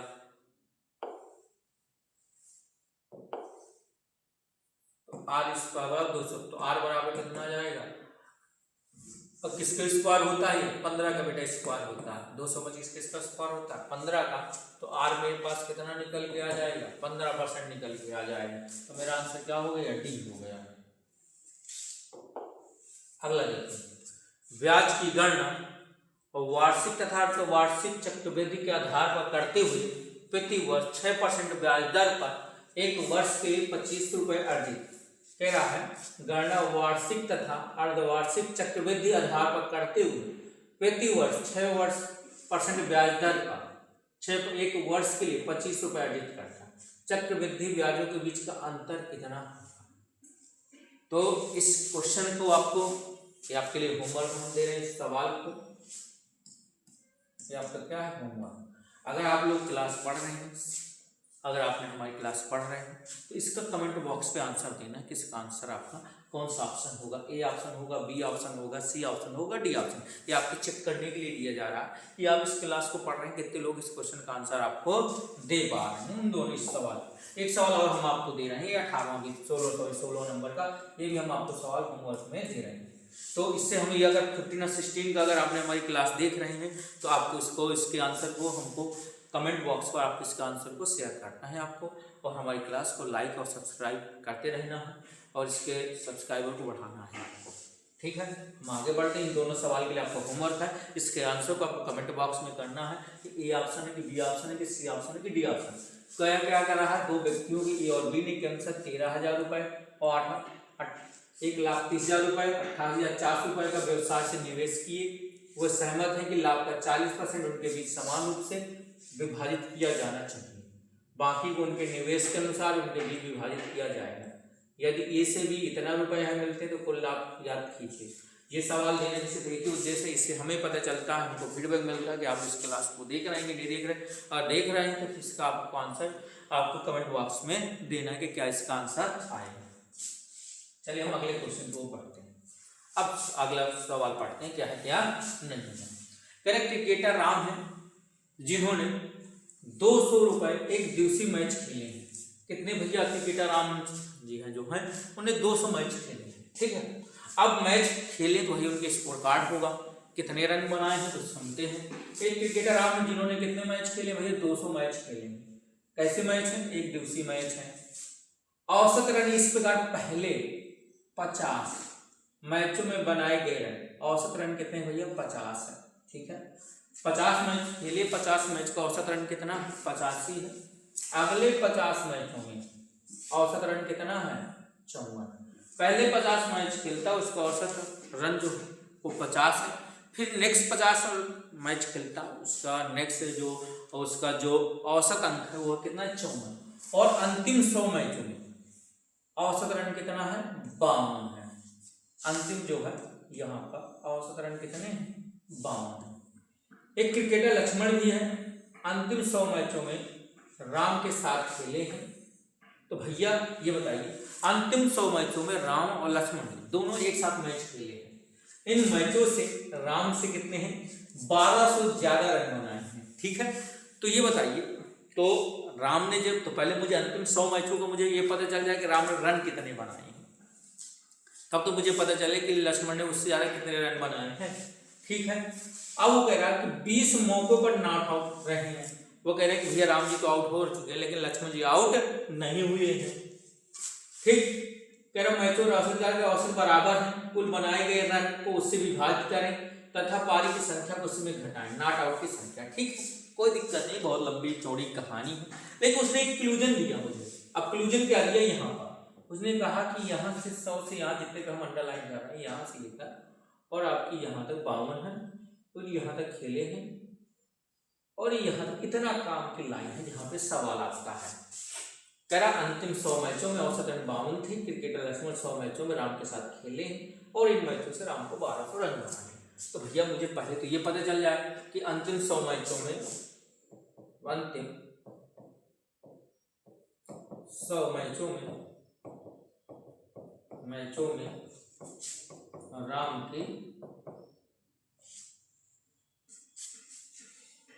के रन, तो भैया रन क्या था? अंतिम 100 में 100, औसत कितनी थी उसकी? औसत कितने का था अंतिम 100 मैचों में? 52 का, तो 5200 भैया रन बना लिए 100 मैचों में।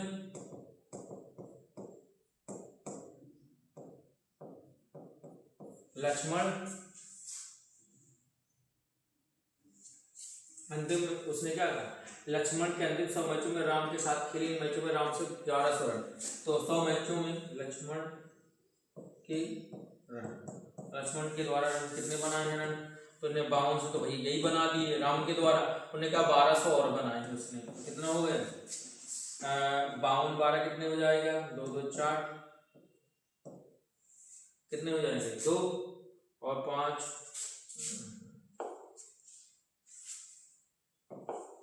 5200 1200, 52 12 कितना होता है? 2 2 4 हो जाएगा, और 5 कितना हो जाएगा?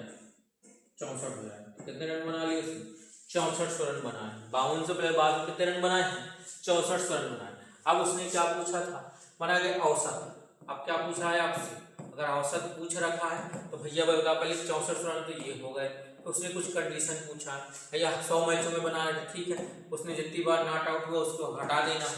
तो 6400 भैया नॉट आउट 20 बार तो कितना हो गया? 80, 1 0 खत्म हो गया, 88 64 हो गया, कितना आ जाएगा? 80। तो भैया उसका औसत कितना आ गया? 80 आपका औसत आ चुका है। ठीक है, अगले हम सवाल को चलते हैं। कक्षा ए और कक्षा बी के, क्लास ए और क्लास बी के गणित में औसत अंक, ठीक है, 80 है। गणित में औसत अंक के 80 और क्लास ए और क्लास बी के गणित में औसत अंक कम सा कितना है? 80 और 99। ठीक है, तो ए में अब बताइएगा, अगर मैं बात यहाँ करता हूँ तो कक्षा ए में कुल छात्रों की संख्या कितनी है? 45 है भैया। ए में कितने बच्चे हैं? 45। और क्लास बी में कितने हैं? 50 हैं। तो पहले हम इतना पढ़ते हैं, इतने में हमें क्या क्या मिलेगा। ठीक है, तो हम कह रहे हो कि ए में छात्रों की संख्या कितनी हो जाएगी? कक्षा ए में छात्रों के कुल अंक कितने हो जाएंगे? पहले ये बता भैया, मुझे तो ये बता रखा है ना, ए में कितने बच्चे हैं? 45 भैया बच्चे हैं, उनका औसत कितना दिया गया है? 80 दिया गया है। ठीक है, कितना है 80 है। तो भैया मैं 80 गुणे कितना कर लूंगा, 80 गुणे 45,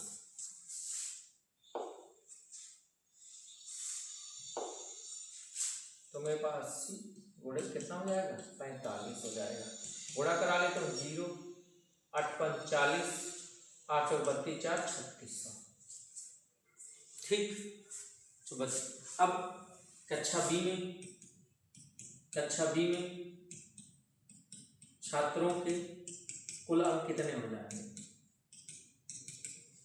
कक्षा बी में छात्रों के कुल अंक कितने भैया हो जाएंगे, कितने बच्चे थे, बच्चे भैया उसके पास 50 थे और औसत कितना था, तो 99 गुणे कितना हो जाएगा 50 हो जाएगा। 0 बनाम 45 बनाम 45 4 49, ठीक 4950 हो जाएंगे। तो ए तथा बी मिलाकर कुल अंकों की संख्या कितनी हो जाएगी, अंकों की संख्या ए और बी में कुल अंकों की संख्या कितनी हो जाएगी 3600 प्लस 49 50 कितना हो जाएगा, ये 50 हो जाएगा। 9 6 15 4 3 7 1 8 8550 आ गया। ठीक, यहाँ तक है। यदि प्रत्येक क्लास में 5 न्यूनतम वाले छात्र, प्रत्येक कक्षा में 5 न्यूनतम अंक वाले छात्र निकाल लिए जाते, प्रत्येक कक्षा में ए में 5 स्टूडेंट निकाल लिए गए, बेटा ए में 5 स्टूडेंट निकाल दिए गए, बी में 5 स्टूडेंट निकाले, तो स्टूडेंट कितने निकाले गए, निकाले गए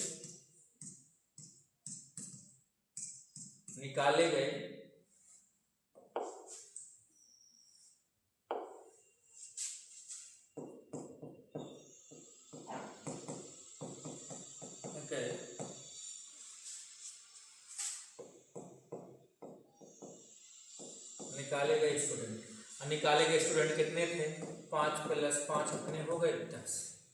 अब पहले भी कुल विद्यार्थी कितने थे, यहाँ पे हमने नहीं दिए, ध्यान दिए, कुल छात्रों की संख्या बेटा कितनी थी यहाँ पर, तो पहले कितने थे बच्चे 45 थे प्लस 50 कितने थे बच्चे 95 थे बच्चे। ठीक, तो अब बच्चे शेष बच्चे कितने बचे, शेष बच्चे कितने बचे 95 - 10 कितना आ गया 85। ठीक, अब क्वेश्चन पढ़ लेते हैं। इतना तो हमने निकाला, जिसके कारण दोनों कक्षाएं और कुल मिलाकर औसत 3 बढ़ जाती है। अगर इन बच्चों को कह रहा है कि जो ये बच्चे हैं इनको मैं निकाल लेता हूँ, तो अगर मैं 85 बच्चे लेता हूँ तो मेरी औसत कितनी बढ़ जाती है 3 बढ़ जाती है। अभी तो मुझे यही नहीं पता पुराना औसत कितना था इन दोनों को मिलाकर, तो पहले तो मुझे ये पता चल निकालना होगा कि औसत। उसने कहा कि अगर मैं बच्चे इतने 10 हटा देता हूँ तो मेरा कह रहा है कि अगर 85 बच्चों को तो मेरा औसत क्या कह रहा है 3 बढ़ जाता है। तो पहले तो मुझे पुराना औसत पता चल जाए बढ़ा कितना है, पहले पुराना कितना था फिर 3 बढ़ा, तो पहले बता पहले औसत पुराने वाले का औसत कितना आएगा।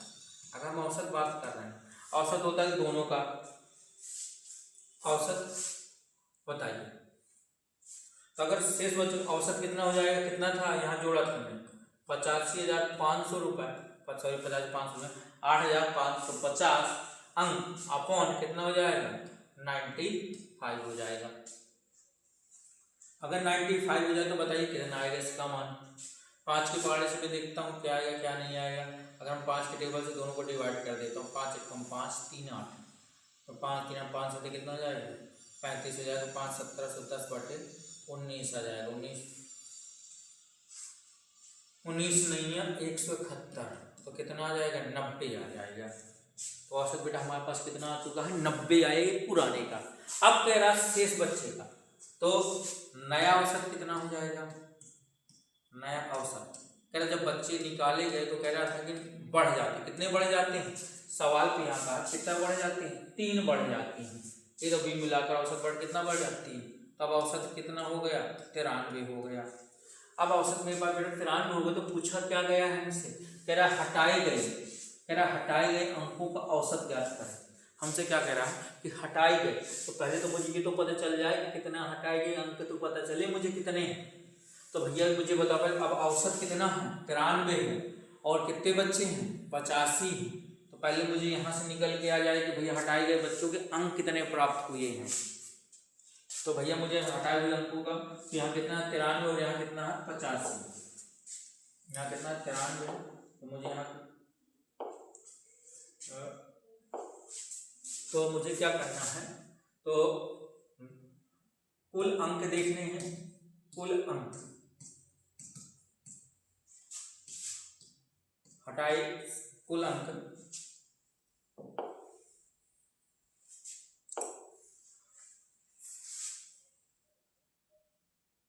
तो अब हम अंकों की संख्या हम करें हटाए गए शेष बच्चों के अंक,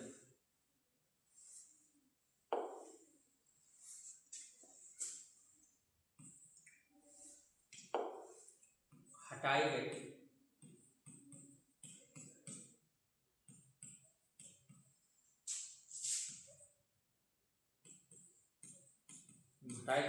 बच्चों के बाद कुल अंक कितने आएंगे। अगर कुल अंक की बात कर रहा हूँ तो 93 था और यहाँ कितना था 85 था, यहाँ 93 हो गया था 85 हो गया था, गुणा करा लेते हैं। तो गुणा कराएंगे तो 5 3 15 हो जाएगा, 5 45 46 हो जाएगा, और यहाँ कितना हो जाएगा 8 3 24 हो जाएगा, 8 3 24 हो जाएगा, 8 3 8 9 72 74, 5 6 4 10, 4 4 8 9 और 7905, 7905। अब ये आ जाएगा और इसको मैं यहाँ से साफ कर देता हूँ, गुणा करवा दिया मैंने, 7905 आ गया।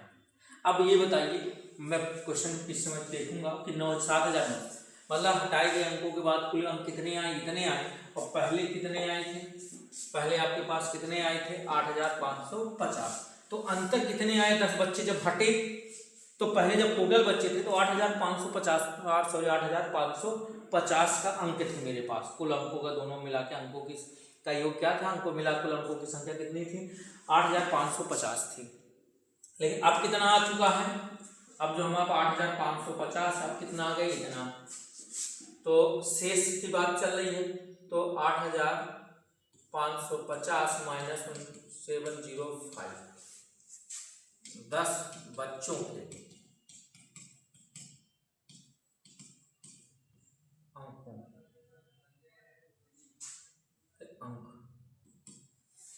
10 बच्चों के अंक कितने मिलेंगे, तो 0 में 10 में 5 गए 5 आ जाएगा, यहाँ 4 आ जाएगा, और यहाँ 15 में 9 गए 645 आ जाएगा। अब बताइएगा औसत पूछा गया है, औसत निकालेंगे, क्या करेंगे 645 बटे कितने बच्चे थे 10, तो 64 कितना आ जाएगा 5 आ जाएगा। तो सबसे पहले सवाल था बढ़िया सवाल था, तो 664.5, एक बार हम आंसर अपना चेक कर लें, हम आंसर 664.5, कहीं 64.5 बिल्कुल आंसर डी नंबर पर दिया गया हमारा आंसर। तो सबसे पहले इसने हमने निकाले कितने था, इसके बाद बच्चे कितने हटाए, 10 बच्चे हटाने के बाद औसत कितना आया, तो 10 बच्चे हटाए 85 आया, औसत बढ़ा दिया है 3, तो 2 गुणा करो, दोनों घटा दिया, तो 10 बच्चों के अंक आ जाएंगे, 10 बच्चों के अंक आ गए, उसमें औसत हमने निकाल दी। अगला सवाल, एक काम अकेला ए है, एक काम को कितने दिन में करता है बेटा 8 दिन में करता है, ठीक। बी उसी काम को कितने दिन में करेगा 10 दिन में, तो एक काम अकेला ए 8 दिनों में पूरा कर सकता है, क्योंकि बी उसे अकेला 10 दिन में पूरा कर सकता है। दोनों एक साथ मिलकर इस काम को पूरा करते हैं, इसके लिए उन्हें पारिश्रमिक रूप से 900 रुपए मिलते हैं। कितने रुपए मिलते हैं 900 रुपए मिलते हैं, ठीक है। ए और बी की हिस्सेदारी ज्ञात कर, ए किसी काम को 8 दिन में कर रहा है, बी किसी काम को 10 दिन में कर रहा है। भैया सीधी सी बात है, जो काम ज़्यादा करेगा उसको ज़्यादा पैसा मिलेगा, जो काम कम करेगा उसका है अलग, ठीक। ये सीधी सी बात, ये उन दोनों की मेहनत पर डिपेंड करता है, काम करने की कैपेसिटी क्या है, रेट क्या है, उन दोनों पर सारा कुछ डिपेंड करता है, ठीक। और इसके बाद उसने कहा कि हम इन दोनों पे जब काम किया इन दोनों लोगों ने, तो उनको दोनों को मिला के 900 रुपए दी। ए और बी की हिस्सेदारी याद करिए, ये भी याद करिए इस काम को पूरा करने में कितने दिन लगाएंगे, ये भी याद करना है कि इस काम को पूरा करने में कितने दिन लेंगे, और ए और बी की क्या बताना है हिस्सेदारी बताना है, किसकी ए और बी की। दो चीज आपको ज्ञात करना, ए और बी की हिस्सेदारी बतानी है, कितने दिन लगेंगे। ए का मान 8 दिन दिया है, तो बेटा मैंने इसका काम बताया कि सबसे पहले हम क्या ले लेंगे, एलसीएम ले लेंगे 8 और 10 का। बेटा 8 और 10 का एलसीएम कितना होगा, 8 और 10 का बेटा एलसीएम होता है 40। 8 का भाग दूंगा 40 में, इसकी काम करने की कैपेसिटी कितनी है, 5 है, और 10 को 40 के काम करने की कैपेसिटी कितनी है, 4। अब ये दोनों मिलकर काम करते हैं, ए प्लस बी दोनों जब मिलकर काम करेंगे तो 5 4 9 यूनिट काम। 9 यूनिट काम कितना होता है, 1 दिन पे होगा। तो कह रहा कितना काम करना है, तो काम को कितने दिन में करेंगे। 9 यूनिट का मान किसके बराबर है हमारे पास बेटा, 40 के बराबर है। ए और बी मिलकर 9 यूनिट काम करते हैं, तो टोटल दिन, तो डेज की संख्या आपसे पूछी गई है, तो डे कितना हो जाएगा, 40/9।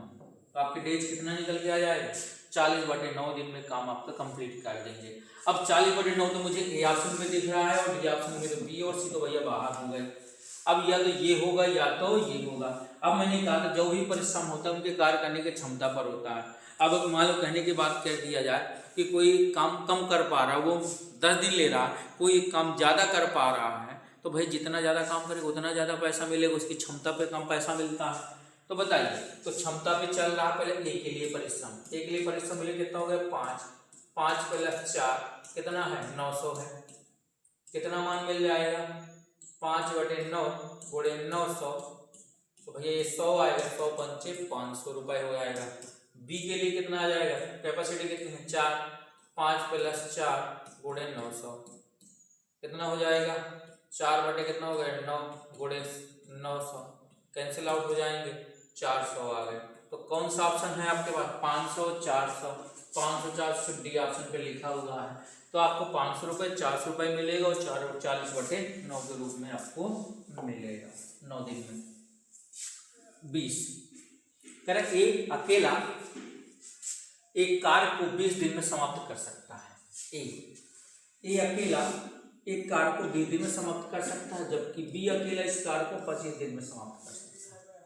ए कोई काम कर रहा है, 20 दिन ले रहा है, जबकि बी अकेला इस कार्य को 25 दिन में समाप्त कर सकता है।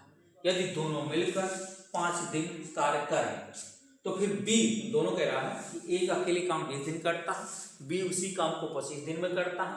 यदि हम दोनों को मिला देते हैं, तो ये दोनों ने मिलकर 5 दिन तक कार्य किया, फिर भाई साहब बी भाई साहब छोड़कर चले गए काम, तो शेष कार्य ए को करना पड़ा। तो कह रहा है ए अकेले बी छोड़कर चला जाए, तो शेष कार्य किसको करना, ए को। अकेले कितने दिन में करना है, कितने दिन में क्या करेगा, शेष कार्य को। ए को कितने दिन मिलकर काम किया, दोनों ने मिलकर 5 दिन काम किया है।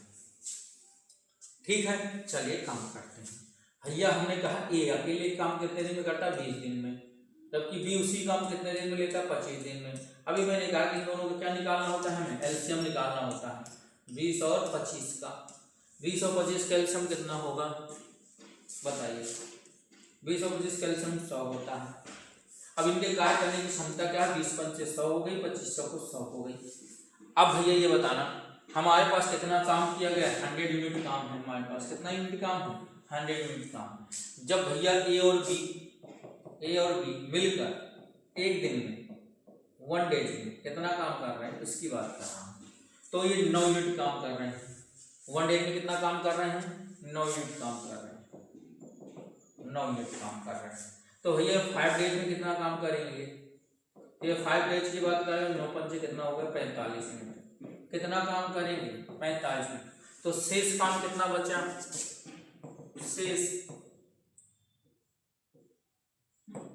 शेष कार्य कितना हो गया, तो 100 - 45 कितना हो गया, 55। तो भैया जब ये ए और बी, अब यहाँ पर जो शेष 55 कार्य बचा था, 55 यूनिट काम करने के लिए, जो हमारे पास 55 यूनिट जो काम करने के लिए बचा था, उस समय भाई साहब हमारे पास बी भाई साहब चले गए आपके। तो अब यहाँ से अकेले क्या काम करना होगा, ए को। अब ए को काम कितने दिन करना होगा, ए के लिए डेज की काउंटिंग कर रहे हैं हम। तो भैया 55 था, और ए के काम करने की कैपेसिटी कितनी थी, 5 थी। कितना आ गया आंसर, 11 डेज। तो भैया दिनों की संख्या कितनी हो गई, 11 हो गई आपकी। तो ध्यान देने इस चीज का, 20 दिन था, 9 दिन था, 25 दिन था, 11 दिन था। तो आपको सबसे आसान दिन निकाल लिया, 45 मिनट। ये और बी ने जब दोनों शेष कार्य कितना, जब बी छोड़ कर जा रहा था तब तक काम 45 मिनट हुआ था, 5 मिनट काम बचा था। ए अकेले काम होता है जितनी उसकी कैपेसिटी जितनी उससे हमने भाग दे दिया, हमारा आंसर आ चुका है। ठीक है, अगले नेक्स्ट सवाल को बढ़ते हैं। एक ट्रेन 1 किलोमीटर प्रति घंटा की गति से चलती है 120 मीटर। एक ट्रेन है, क्या स्पीड उसकी रखी गई 1 किलोमीटर प्रति घंटा की गति से चलते हुए 120 मीटर और 280 मीटर की लंबाई वाले एक प्लेटफॉर्म पुल को 8 सेकंड और 12 सेकंड में पार करती है, ट्रेन की लंबाई क्या होगी? तो भैया सबसे पहले बताओ, अपने ट्रेन है और उसकी ट्रेन की लंबाई पूछा तो ट्रेन की कुछ ना कुछ लंबाई तो रही होगी। तो मैंने माना ट्रेन की लंबाई कितनी है, हमने मान लिया ट्रेन की लंबाई, कुछ भी मान लेते हैं, ट्रेन की लंबाई क्या है, ए मान लिया। ठीक, हमने मान लिया कि 201 माना, ट्रेन की लंबाई हमारे पास कितनी है, ए है।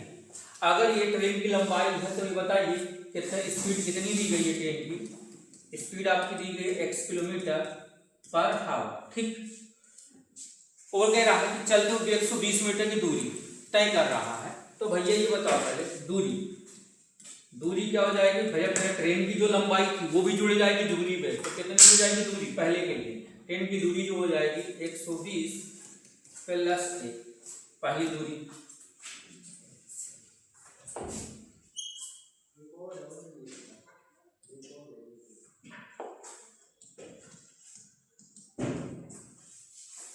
दूरी 120 प्लस है। अब दूसरी दूरी की क्या बात कर रखा है, दूसरी दूरी कितनी हो रही,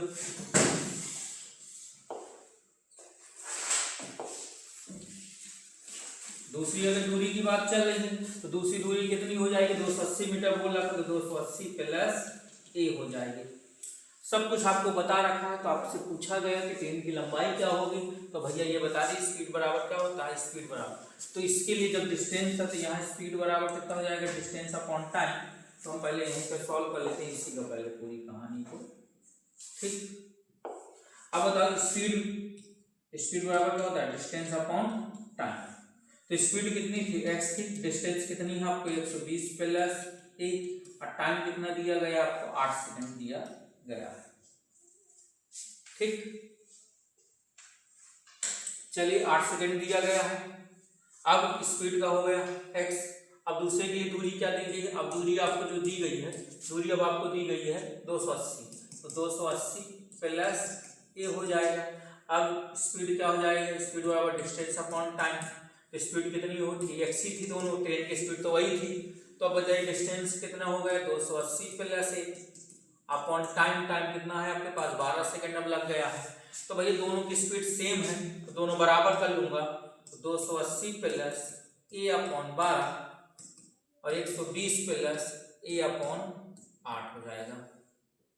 दोनों को कैंसिल आउट कर देता हूँ, 4 दूनी 8 हो जाएगा, 4 तीन 12, 2 का गुणा इधर हो जाएगा 280 प्लस 1 और 3 120 प्लस 1, तो 0 2 8 16, 2 दूनी 4 प्लस 2a और 12 3 36, 360 प्लस 3, इधर भेज देता हूँ 560 माइनस 360, 3 में 2 गए 3a माइनस 2a, तो 0 6 में 200 और तो भैया ए की जो दूरी थी वो 200 मीटर पे आपकी आ चुकी है। जो ट्रेन की लंबाई आपसे पूछी गई थी वो आपसे क्या पूछी गई थी कि ट्रेन की लंबाई क्या होगी, तो दोनों की स्पीड तो आपकी सेम थी, डिस्टेंस बदल रहा था, डिस्टेंस बदले भाई इतनी दूरी की स्पीड अगर वही चल रही है ट्रेन की स्पीड प्रति घंटे की गति से वही चल रही है, तो दोनों 8 सेकंड और 12 सेकंड घंटे से ज़्यादा निकल ही नहीं पाएंगे, तो आपका मान क्या हो जाएगा 200 मीटर हो जाएगा। अगला क्वेश्चन, दो ट्रेनें प्रत्येक 225 मीटर, दो ट्रेनें हैं जिनकी लंबाई दोनों की क्या सेम है, 225 मीटर ही दोनों की लंबाइयाँ निकटवर्ती पटरियों पर चलती हैं, मतलब बिल्कुल आसपास ही बगल बगल ही चल रही होती हैं। जब एक ही दिशा में आगे बढ़ती हैं तो तेज ट्रेन 90 सेकंड में धीमी ट्रेन को पार करती है। भाई दो ट्रेन हैं, एक धीमी ट्रेन चल रही है, एक फास्ट ट्रेन चल रही है, ठीक, दोनों की स्पीड, जब ट्रेन स्पीड 90 सेकंड में पार करती है, जब दूसरे समान गति से चलती हैं, दोनों एक दूसरे की ओर अपोजिट डायरेक्शन में आती है, 10 सेकंड में पार करती है। तो ट्रेन की गति, तो भैया जब ट्रेन एक ही दिशा में चलती है तो दोनों की स्पीड सब्ट्रैक्ट होती है, घट जाती है। जब दोनों विपरीत दिशा में होते हैं तो वहाँ ट्रेन की गति क्या हो जाती है, बढ़ जाती है, तो मतलब ऐड करेंगे। अब बताओ अगर मैं लंबाई की बात करूँ, लंबाई का मतलब ये दूरी से है, लंबाई का मतलब एरिया में कैसे मतलब है दूरी से, तो 225 दोनों की तो बड़े 2 कर देता हूँ, ये कितना हो जाएगा 450 दूरी आ गई।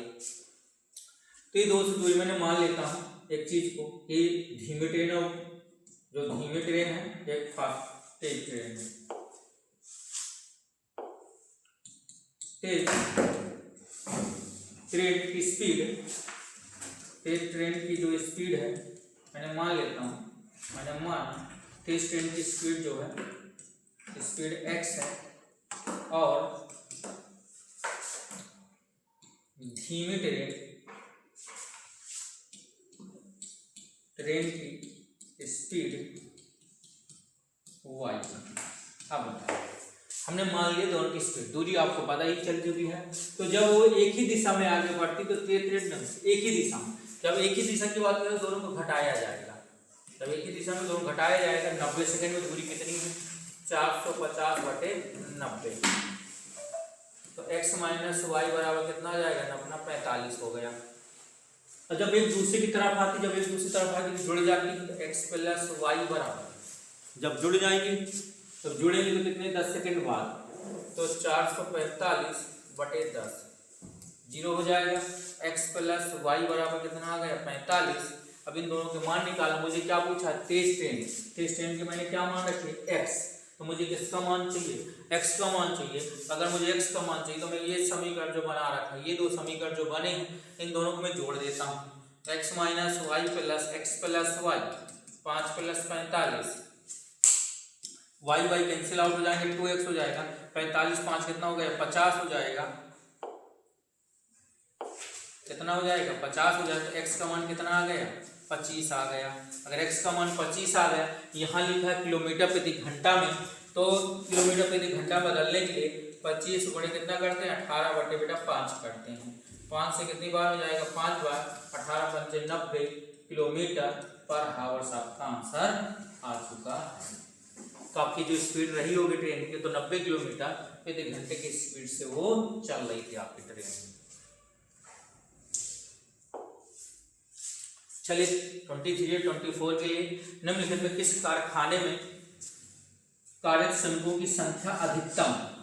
अब भैया उसने कहा हमें 4 चीज देखनी है, m को देखना है, n को देखना, o को देखना, b को देखना है, ठीक है। तो मैं पूरा चार्ट बना हुआ मैं इसी पर ऐड कर दूंगा, ठीक, इसी पर ऐड कर देते हैं तो देखते हैं क्या निकलता है। उसने पूछा है कि निम्नलिखित कार्यरत श्रमिकों की संख्या, ये श्रमिकों की संख्या m की है, ये n की है, ये o की है, p की है, ये r की।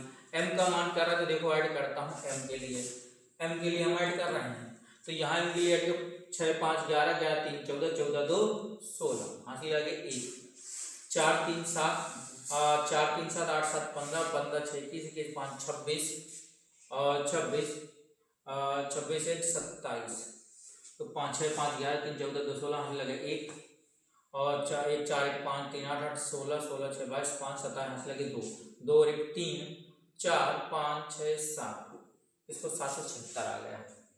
इसके बाद उसने n का पूछा है, n का निकाल लेता हूँ, n को जोड़ लेता हूँ यहीं पर 6 6 12 12 4 16 16 16 4 20 3 23 हासिल के लगे 2 2 लगे 8 2 10 10 7 17 17 3 20 6 26 और 26 1 27 26 1 कितना हो गया हाथ लगे 2 2 2 4 473, ठीक।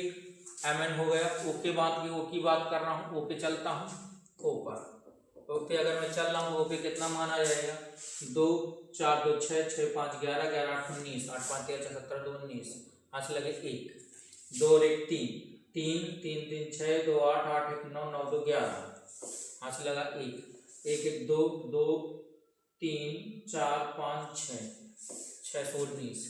अब आता है डी पर, डी का मतलब है पी का मान देखता हूँ क्या आएगा। पी पे चलता हूँ तो 8 7 15 15 4 8 7 15 15 4 19 19 6 25 हाथ लगे 2 2 4 2 6 6 2 8 8 11 11 5 16 4 20 हाथ लगे कितने आ गए, हाथ लगेंगे 2 2 1 3 कहाँ गया 2 और 1 कितना हो गया 3 3 4 5 6 7 705 का आंसर कौन सा हो गया, अधिकतम संख्या किसकी आ गई, ए की आ गई है एम पर। m की सबसे अधिकतम संख्या आपको दी गई है। ठीक, अब वर्ष 2014 में सभी कारखानों के श्रमिकों का संख्या ज्ञात कीजिए। कारखानों श्रमिकों क्या पूछा है आपसे, औसत पूछा गया। क्या पूछा गया आपसे, आपसे कह रहा है कि वर्ष 2014 में सभी कारखानों के श्रमिकों की औसत संख्या ज्ञात कीजिए। अगर आपसे श्रमिकों की औसत संख्या पूछ रखा है तो हमें 2014 में जितने भी श्रमिक थे और 2014 में कितने श्रमिक थे ये लिखा हुआ 2014 के श्रमिकों की संख्या ये लिखी गई है। तो श्रमिकों की संख्या में दिख रही है सामने। अगर श्रमिकों की संख्या लिखी गई तो हमें क्या कर देना है, उसको जोड़ देना है, ऐड कर लेना है। और ऐड करने में मुझे पता चल जाएगा कितना आएगा, उससे भाग दे दें कितनी संख्याएं हैं। हम देख लेते हैं कि 1 2 3 4 5 6 संख्याएं हैं। तो चलिए, तो ये मेरा 24 नंबर का क्वेश्चन का था। अब मैं आपको 25 इसी पर करवा देता हूँ। 25 सॉरी ये 23 का है। तो ये मेरा आंसर 23 का था। अब मैं आपको 24 करवा रहा हूँ। तो 2014 के ये लिखें, सबको मैं जोड़ लेता हूँ। औसत क्या होता है, सबको जोड़ना होता है। तो 0 में 5 जोड़ दे, 5 8 5 13, 13 5 18, 18 18 7 कितने हो गए 25। औसत सीधा निकाल रहा हूँ, सीधा सीधा आपको औसत तो 25 हो गए। हासिल कितने लगे, 2 लगे। 4 2 6, 6 2 8, 8 2 10, 10 3 13, 13 13 6 19। हासिल लगे कितना 1, 1 1 2, 2 1 3, 3 1 4, 4 1 5, 5 1 6, 1 7 बटे कितना आ गया 6 आ गया। 6 का भाग दे देता हूँ, कितनी बार जाएगा। तो 6 कम 6, 1 7 19 होगा। 6 3 18, 1 19, 6 दूनी 12, 6 दूनी 12 3 6 5 35, 6 5 30। तो कितना हो जाएगा 132.5। तो देखो अब उसमें हमें ये लिखने की जरूरत नहीं है क्योंकि आपका पेपर है। तो उसी पेपर में सारा कुछ आपको डायरेक्ट आपको क्या कर लेना सवाल। तो डायरेक्ट जवाब कर लेंगे, आपका टाइम बच जाएगा। तो पहले आप लिखेंगे सबको कि बेटा सबको 60 प्लस 107, 135, 128 प्लस 125 प्लस 140 बटे 6 सबको जोड़ेंगे, सबको भाग देंगे, तब निकल कर आपका मान आएगा। अगला सवाल, आखिरी सवाल, मेरा गोले का पृष्ठीय वक्र क्षेत्रफल क्या होगा, पृष्ठीय क्षेत्रफल क्या होगा। गोले क्या निकालना, मुझे पृष्ठीय क्षेत्रफल ज्ञात करना जिसकी त्रिज्या 32 सेंटीमीटर है और कह रहा पाई का मान 3.14 सेंटीमीटर स्क्वायर आप इस्तेमाल करना है। तो भैया गोले का पृष्ठीय हमें आर का मान बेटा कितना दिया गया, 32 दिया गया और मेरा पाई का मान हमारा क्या इस्तेमाल करना, 3.14 इस्तेमाल करना है। और जिसकी त्रिज्या गोले का पृष्ठीय क्षेत्रफल, गोले का चाहे वक्र पृष्ठीय क्षेत्रफल पूछे या पृष्ठीय क्षेत्रफल पूछे, गोले का वक्र पृष्ठीय क्षेत्रफल जो होता है 4 पाई आर स्क्वायर होता है। ठीक, 4 पाई आर स्क्वायर होता है। तो चलिए मान रख देता हूँ 4 पाई का मान 3.84 और आर के स्क्वायर 32 का स्क्वायर। तो 4 गुणे 3.14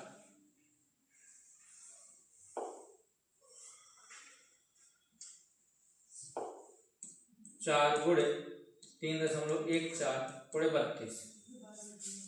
तो 32 को मैं 2 बार गुणा करा सकता हूँ। देखो यहाँ पे तो मैं पूरा सबका गुणा करा लूँ, मैं डिजिटल सम का उपयोग कर लूँ। अगर मैं यहाँ सबका गुणा करा लूँ, डिजिटल सम का उपयोग कर लेता हूँ तो ज़्यादा बेटर है। नहीं तो गुणा कराना आप लोगों को आता ही आता है, तो गुणा करवा के आप मान निकाल लाएंगे कि इसका गुणा करा देंगे क्या निकल के आएगा। डिजिटल सम का उपयोग कर लेता हूँ। अगर मैं डिजिटल सम का उपयोग करने की कोशिश कर रहा हूँ, मैं क्या लगा रहा हूँ बेटा, यहाँ पे डिजिटल सम लगा रहा हूँ। ठीक है, डिजिटल सम का उपयोग कर रहा हूँ। डिजिटल सम अगर मैं लगाने जा रहा हूँ तो देखना 3 2 5, मैं डिजिटल सम की यहाँ पे बात कर रहा हूँ। 3 2 5, 3 2 5 और यहाँ क्या करें 4 1 5 3, 4 1 5 3 8 और ये 4। अब 5 बचा कितना हो गया 25 और ये 8 से कितना हो गया 32। 3 2 5, 5 2 7, 7 5 35 होता है। 5 3 कितना हो जाएगा,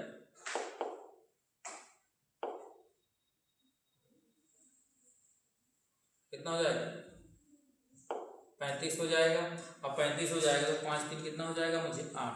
अब मुझे आपसे तो चेक कर लेना 8 मिल रहा है कि नहीं मिल रहा है।